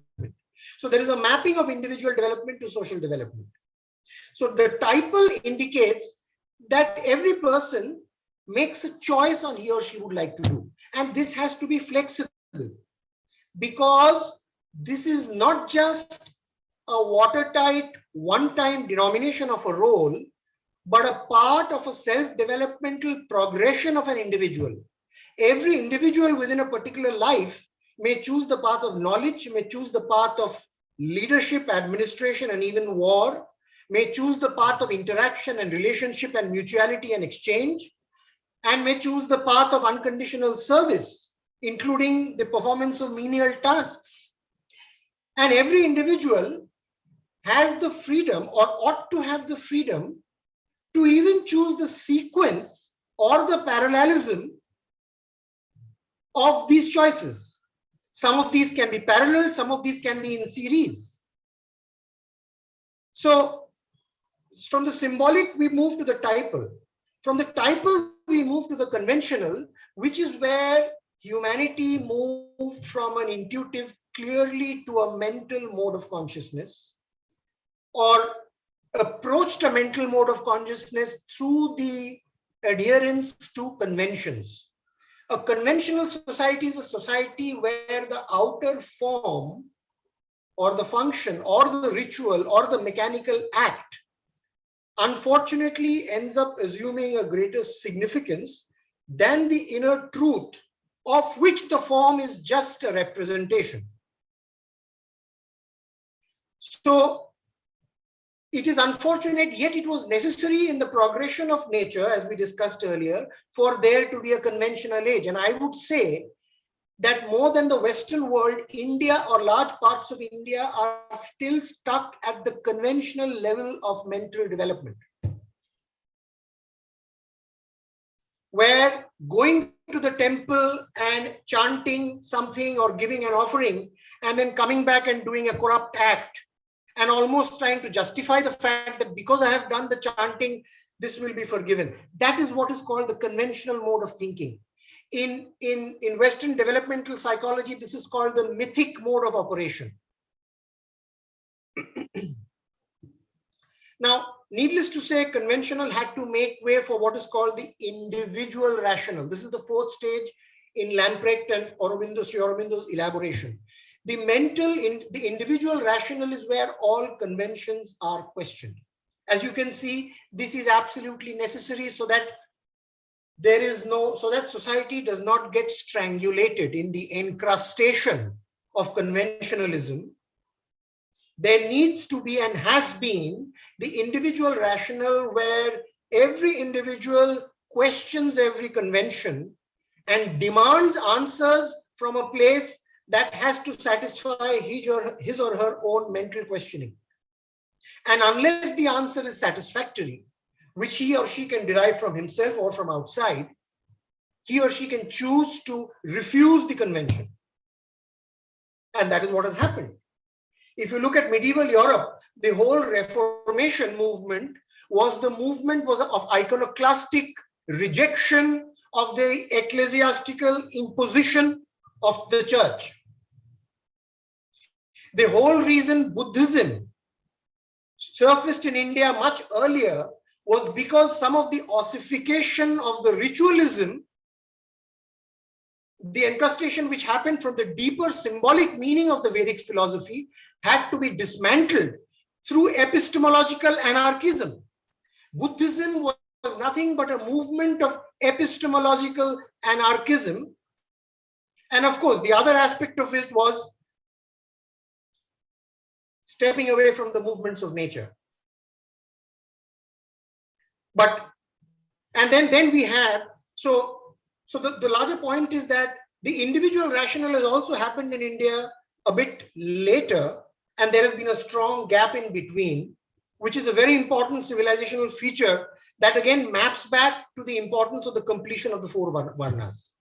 So just to complete the earlier story, after the individual rational is the subjective age. This is the spiritual, this is the advent of the spiritual age, provided we have true subjectivism and not false subjectivism. Not ego-based introspection, but a universal opening and widening of the consciousness to the larger realms of spirit. And the subjective age is the age that we, or at least the leading age of today's consciousness is.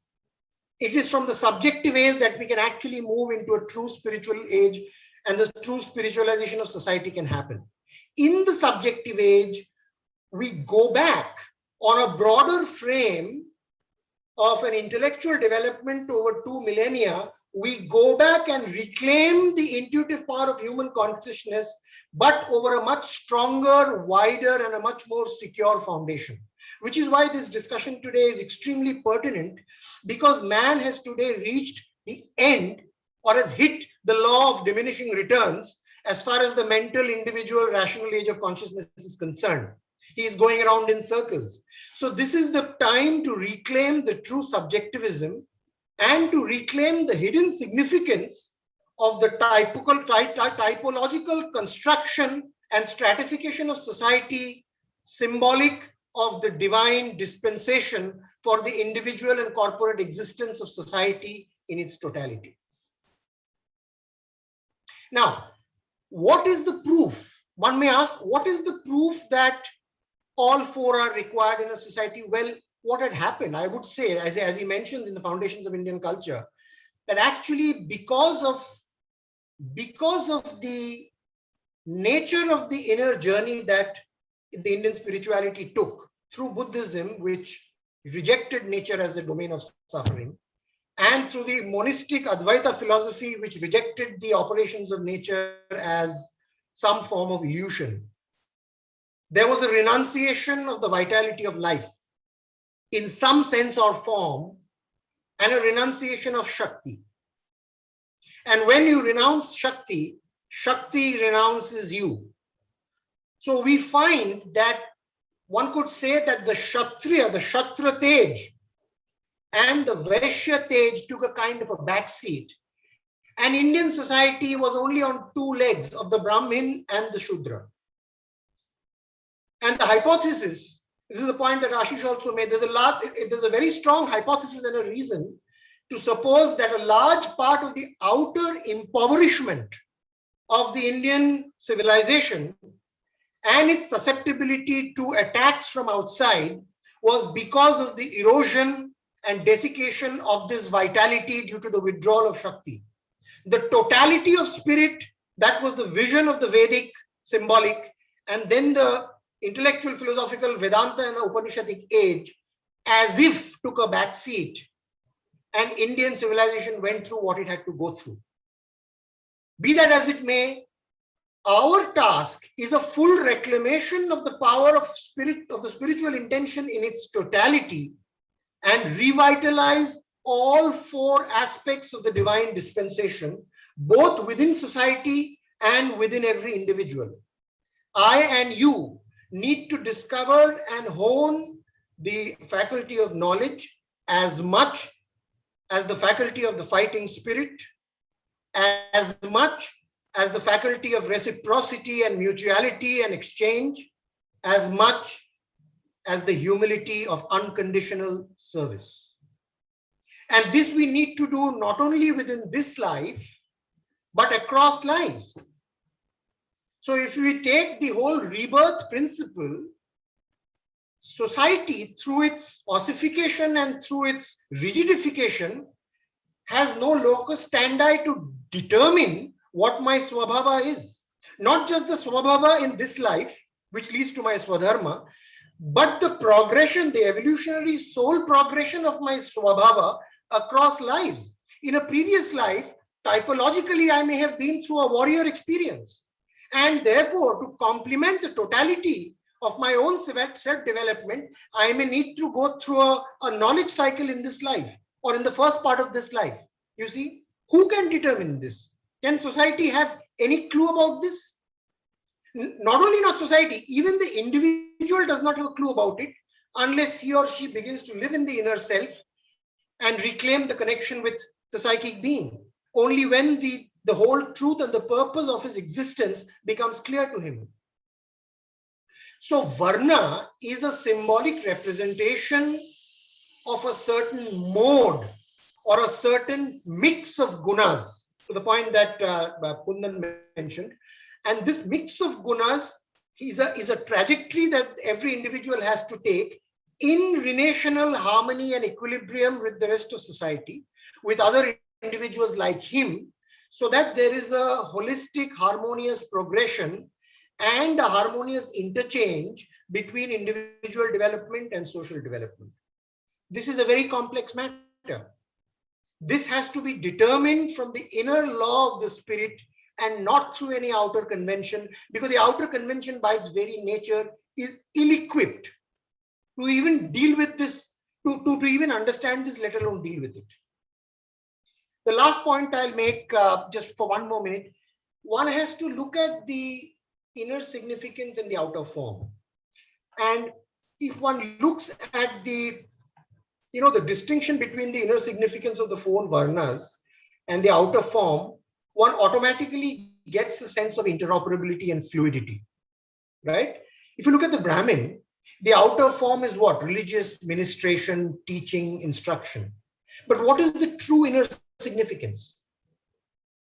Ascesis, purity, practice of spiritual truth, right? Similarly, the Kshatriya, the outer form may be government, politics, leadership. What is the inner significance? The warrior spirit, protection, chivalry, courage, isn't it? The outer form of the Vaishya might be business or mercantilism or commerce. What is the inner significance? Relational exchange, harmony, unity through mutuality, indifference. So there's a very deep spiritual truth behind this. Shudra may be a servant or a menial worker or a laborer. But as we said, the inner significance is self-offering. Now, it can become clear that even while being in a so-called outer form of a Kshatriya, I might be a business leader or a king or a political leader, but nothing prevents me from having and invoking all four inner significances in that role. Whilst being a leader or a manager, I need to have ascesis. I need to have ascesis in terms of the dominion of soul over nature. Of course, I need to have the warrior spirit. I also need to have relational exchange and mutuality. It is not that I have to be a businessman to invoke the inner spirit of mutuality. I can do it being a Brahmin in the outer form, or a Kshatriya in the outer form, even a Shudra in the outer form. So, when one tries to map the inner with the outer, one sees the complete ludicrousness of the rigidification, which happens when the mental level of consciousness operates where it deals only with representations rather than the inner truth of things. And that understanding is required for us to be able to invoke these principles within ourselves so that we can achieve the yogic station of the Trigunatīta. And I think with that, I will hand over to Manan and invite any questions if there are. Thank you, Neelesh. Thanks for the very important enumeration of the cycles of human society, which is also very fascinating and does make a lot of sense. Thanks for that. And sorry to Ashish and Neelesh. I think you probably could have shared much more. I think what Neelesh mentioned about invoking all the 4 attributes intuitively also makes a lot of sense. And the only thing that I would probably like to mention at this point is that, even in the Western world, there is so much academia, there's so much fascination with archetypes and specialization and things like that, while we have it all in our scriptures and it's been practiced seamlessly over so many millennia. So why not incorporate it wholeheartedly, embrace it wholeheartedly, not just in education, but also in society, and have conversations around it, right? My background of having worked internationally and in India, I see that this wisdom is so applicable to, say, business strategy, right? To working in the collective, to developing people, to developing resources, to public policy, to consulting, and so on and so forth. So first of all, I think I really want to extend congratulations to Rashtram School for this very, very pertinent discussion. And I'm sure that all of us are looking forward to many more of these. In terms of question, first of all, I think probably it makes sense to go back to Kundan, because there were some questions which were posed specifically to him. Maybe if he has gathered his thoughts, if he would like to also build upon what Neelesh and Ashish said, because there were some new points. Maybe Kundan can take 3-4 minutes, and then Ashish and Neelesh, if you really have something else to contribute, another 2 minutes maybe. And meanwhile, if people can chat, put the questions in the chat, and if Abhishek can help me organize some of these questions, then that would be great.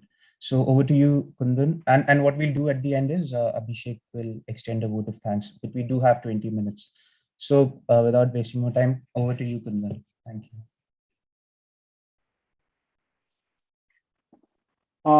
I'm actually looking forward to receiving questions. There was a question which was posted around the gunas being passed on through genes. If you could talk about that briefly, and also ossification, but I think Neelesh touched upon it beautifully, and so did Ashish. So maybe we could skip that one. But if you could talk about the gunas being transferred through genes, that would be nice. What's the hereditary component of gunas? Yeah, I have actually been thinking about it. I haven't found any answer yet. I'm exploring. So the hypothesis that I have for me is, why did they allow anulom marriages, intervarna anulom marriages, and why did they disallow, pratilom marriages? Did they think? I mean, if the gene question will become important, then did they think that that the guna was being transmitted only by male, or what was going on? I have not been able to find any answer yet, but my see, the thing is that I need to first understand before we figure out the truth value of the action. I have not been able to do that, but I'm pretty much sure that there was a rationale, and if I keep looking, at some point in time I will discover it. So I'm in the phase of finding it out, Right. With regards to these things, the way I take, I bring the orientation of a researcher. So I need to find evidence in order to kind of make my points. And I have not found any points as yet. Sure, Kundan, no So problem at all. I think it's a tricky yeah, one anyhow, so we can let it pass. There is no, we enough. have to figure it out. Instead of Yes, saying no, that as in for now. I that meant for now. these people were complete idiots and they did not know what they were doing. What was the reason? I have certain speculations, but they may be politically incorrect. So I'm actually not going there. We'll stick to I have to figure agenda. I have to figure it out. Yes, we'll get See, back with to it. regards to one point, with regards to the decline. See, the point that I made was internal decline and external aggression. So I was not saying that that the external aggression did not happen. The complete sentence was internal decline and external aggression. And the way I see it is that if an individual is not guna-based Kshatriya, and if you send that individual to fight wars, right? I don't think you're going to win wars. And similarly, if an individual is not inclined, scholastically, then the person is not going to make a good Brahmin. So I personally think that, I don't dispute that Buddhism did not contribute to the decline or that Shakti receded from India. I totally do not dispute any of those. But I'm also of this view that the hereditary principle of the Varna system, could have exposed us to lose certain wars, which proved instrumental. But that will be taking a very lopsided perspective. The fact also is that we were able to survive as a civilization is also because of the Varna Jati system. The Christians were not able to convert because in order to convert us, they had to convert a community. They had to convert a whole Jati, right? So Jati basically was one of the prominent reasons why the conversion did not happen. And I'm pretty much sure that Jati must have played an integral role during the Muslim invasions also. Here is something very interesting which Sri Aurobindo has written, and I think I would want to read that because that passage actually gives a very comprehensive view of how Sri Aurobindo looks at the situation. Just give me 1 second, I will be able to find it out.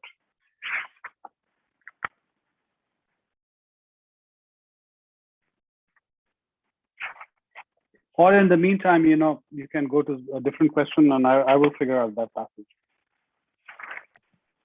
Okay, I'm tempted to go to Ashish and ask him if he wants to build something on what Neelesh shared about the 5 stages and also about invoking the 4 qualities. I think Ashish has also talked about it in some other places. So, Ashish. Well, before that, I would just want to weigh in on the question that was just getting discussed about the decline and the contribution of the Jati Varna system. And I think that the decline is such a complex subject that again, to single out one aspect of society as which is perhaps the essential aspect of society, to make it responsible for what happened, for the bad things that happened, while at the same time acknowledging that it was also responsible for the flourishing of arts and architecture, for the surplus being generated in manufacturing, for the towering intellectual achievements of the Hindu civilization. I think there is a contradiction right there. And the fact of the matter is that there is no way in which we can actually come to a conclusive understanding of why there was a decline. Yes, different things contributed.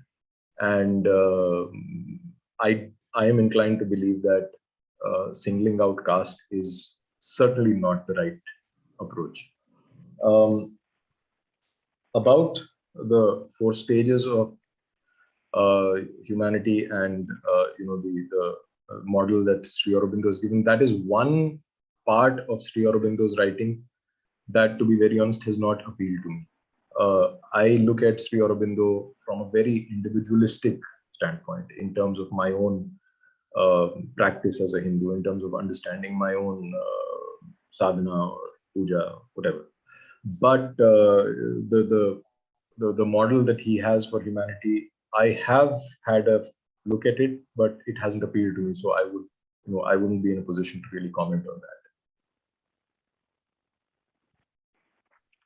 So I've been able to find that passage. Yeah, Kundan, please. Yeah. So he writes, it becomes a soulless form and prolongs itself in a state of corruption, degeneracy, and oppressive formalism. When the users that justified are no longer in existence. Even when its ways can no longer be made consistent with the developing needs of the growth of humanity, the formal system persists and corrupts the truth of life and blocks progress. Indian society did not escape this general law. It was overtaken by these deficiencies, lost the true sense of the thing which it set out to embody, and degenerate into a chaos of caste, developing evils which we are now much embarrassed to eliminate. But it was a well-devised and necessary scheme in time. It gave the community the firm and nobly built stability it needed for the security of its cultural development. A stability hardly paralleled in any other culture. And as interpreted by the Indian genius, it became a greater thing than mere or outward economic, political, and social mechanism intended to serve the needs and convenience of the collective life.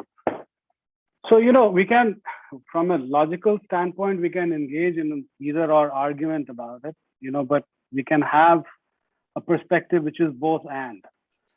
So it is highly possible that, that it was the same system which led to our decline, which also eliminated our complete elimination, as has happened in many different societies, worldwide. I mean, I'm sitting, on a continent where native peoples hardly exist. Latin America is completely converted. There's hardly anything of African culture left in Africa. So it could be both. And I think, at least from the Sri Aurobindo standpoint, they can be incorporated. We don't need to take an either or position on this. In fact, transcendence of the binary is an integral component of the system of yoga. So this is how I see it. And at the same time, Absolutely. Thank you. As I said, that this is about speculation. We just don't know at this point in time. Maybe in the future, Right. Something will emerge. We'll be able to figure it out. Yeah. Thanks, Kundan. Because of lack of time, I'll probably have to cut you short now. But yeah, makes complete sense. And also what Ashish said, this is, I wanted to make two brief points here. One is around what Kundan just read out, Sri Aurobindo very explicitly says that evolution happens spirally. So we go up, we come down. We have the sense that, okay, we have fallen back in, but the lows are higher and so are the highs. So it's like moving on from one peak to a higher peak. And that's like a journey, right? And so what Neelesh said about the 2 millennia at least resonates very deeply with me, because in some ways, now that we have exhausted to some extent, our material cravings and we've seen what's happening in the world and the crisis that we are grappling with, somewhat may every which way. There is indeed a awakening which is happening, especially in the younger generation, and it is happening across the world. So there is some positive also in all of it. The other thing, and this is around not necessarily being either or, but more of an inclusive, reciprocal and approach. Sri Aurobindo also talks about the higher planes of consciousness when it comes to the mind, right? And he says that already at the level of the higher mind, the contradictions kind of start to come together in harmony. And then there is the human mind, the intuitive mind. And clearly in the symbolic age, the rishis, the yogis, and even the general society was pretty much very intuitively, consciously connected to those planes. And the aspiration should really be to bring that kind of an element also in our teaching, in our education, in our society, in our conversations. What, if I may say so, this is not a question which has been posed, but could we talk about platforms like this and also say social media and also media in general, and what could be the role of, of some kind of a consolidation of Sanatan Dharma all over the world? And Do you think that's something you would want to talk about? But if you could restrict your views only to 30 seconds, that would be great. Because I really do think that, maybe if Sampath Da could kind of also share his views for 2-3 minutes, I would want to invite him as well.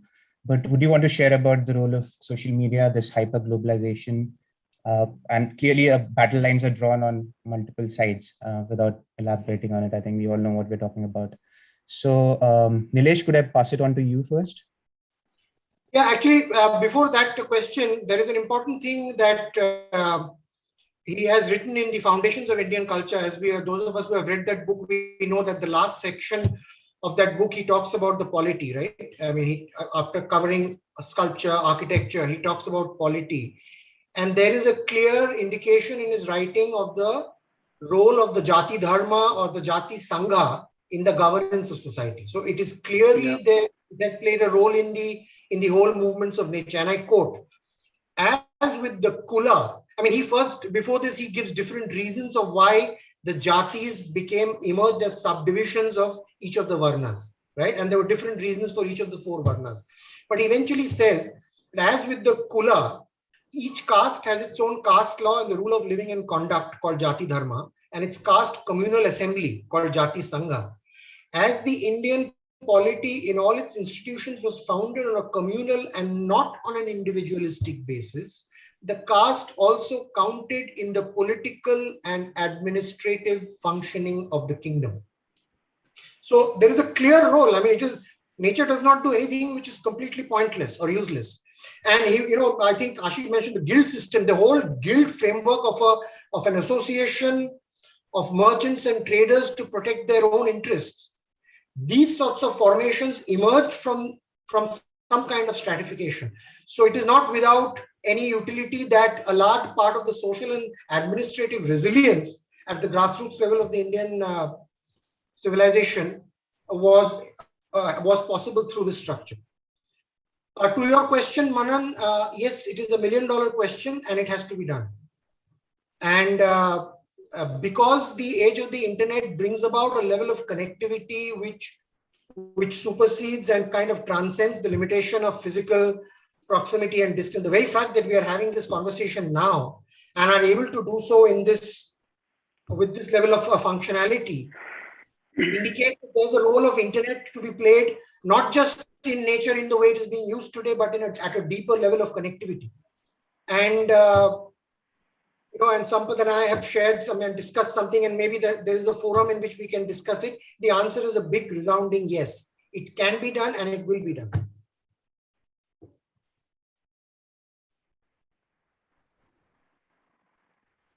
Ashish, you want to share your thoughts? Yeah, I'll just quickly share my thoughts about this. I think, yes, of course, it is important.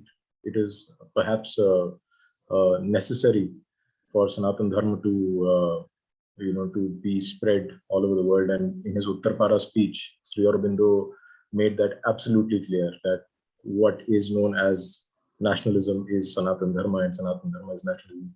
So his endorsement and his belief in Hindu nationalism was essentially the spread of Sanatan Dharma outside India. However, the problem that we are facing 100 years or more after the Uttarpara speech is that Sanatan Dharma is on shaky foundation within India itself. And unless that is fixed, the ambition of it going outside and, healing the rest of the world is slightly out of place, in my opinion. Thanks.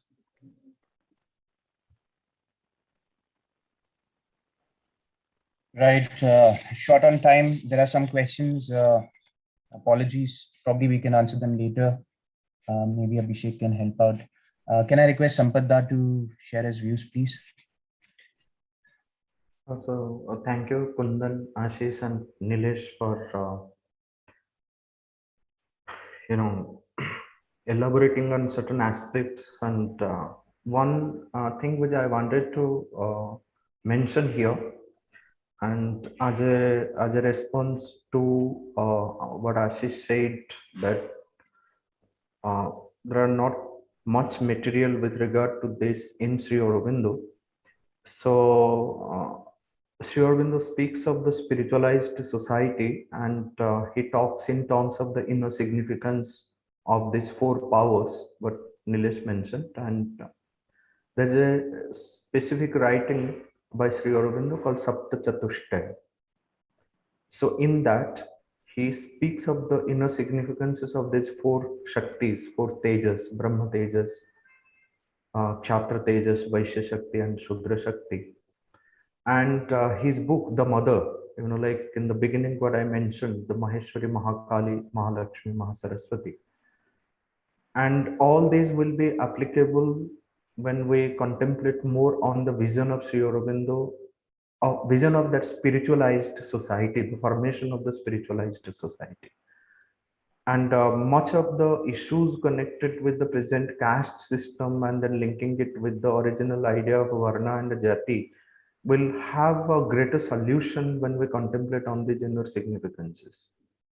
So, and in synthesis of yoga also, and under Chaturvarnya, in the essays on the Gita, there is much insight that he has brought to this whole idea of Varna and Jati. So maybe in some later session, we can have elaborate discussion on these inner significances and then how to map it to the present issues connected with Varna and Jati. So that's what I wanted to mention. And then thank you all again. And then Manan, you can take it forward. What next? Right. So 5 minutes to go. Immense gratitude to all the participants, and please do subscribe and continue to join us in such discussions, and also participate actively. Thanks to Kundan for joining us from the US, and also to Neelesh and Ashish, and to Rashtram. And I think I should hand it over to Abhishek now to extend a word of thanks and wind up for the day. And also, if you have any announcements to make about the YouTube channel or the website or something, please do that now. Thanks, Abhishek. Thanks, everyone. Namaste. Namaste. Yeah. Bye-bye.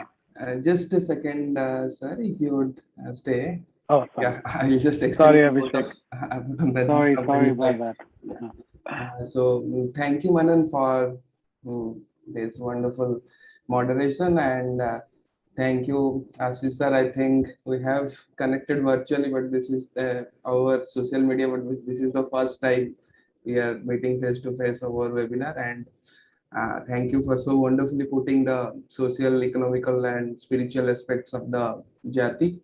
And thank you, Neelesh ji, for so subtly putting the different stages of psychological development that Sri Aurobindo has elaborated so nicely.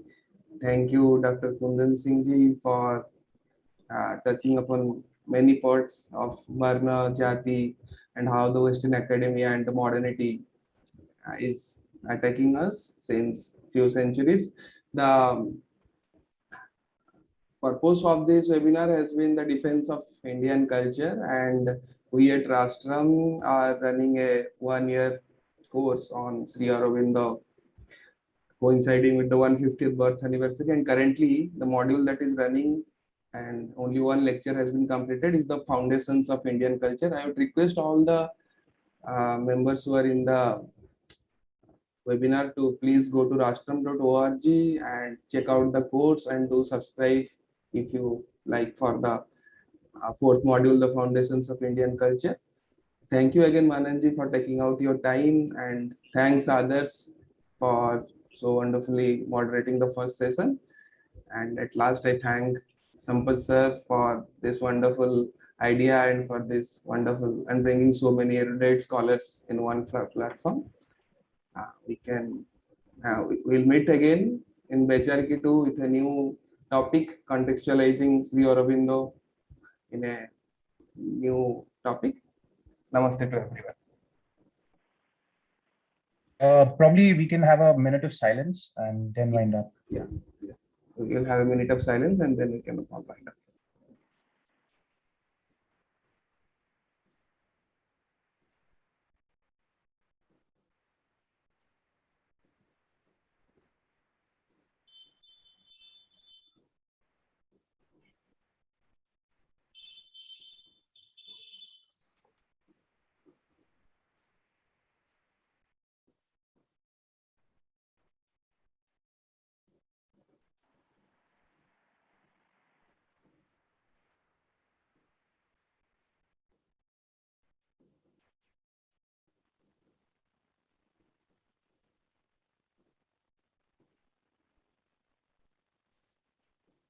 Thank you, everyone. Namaste. We can now all disperse.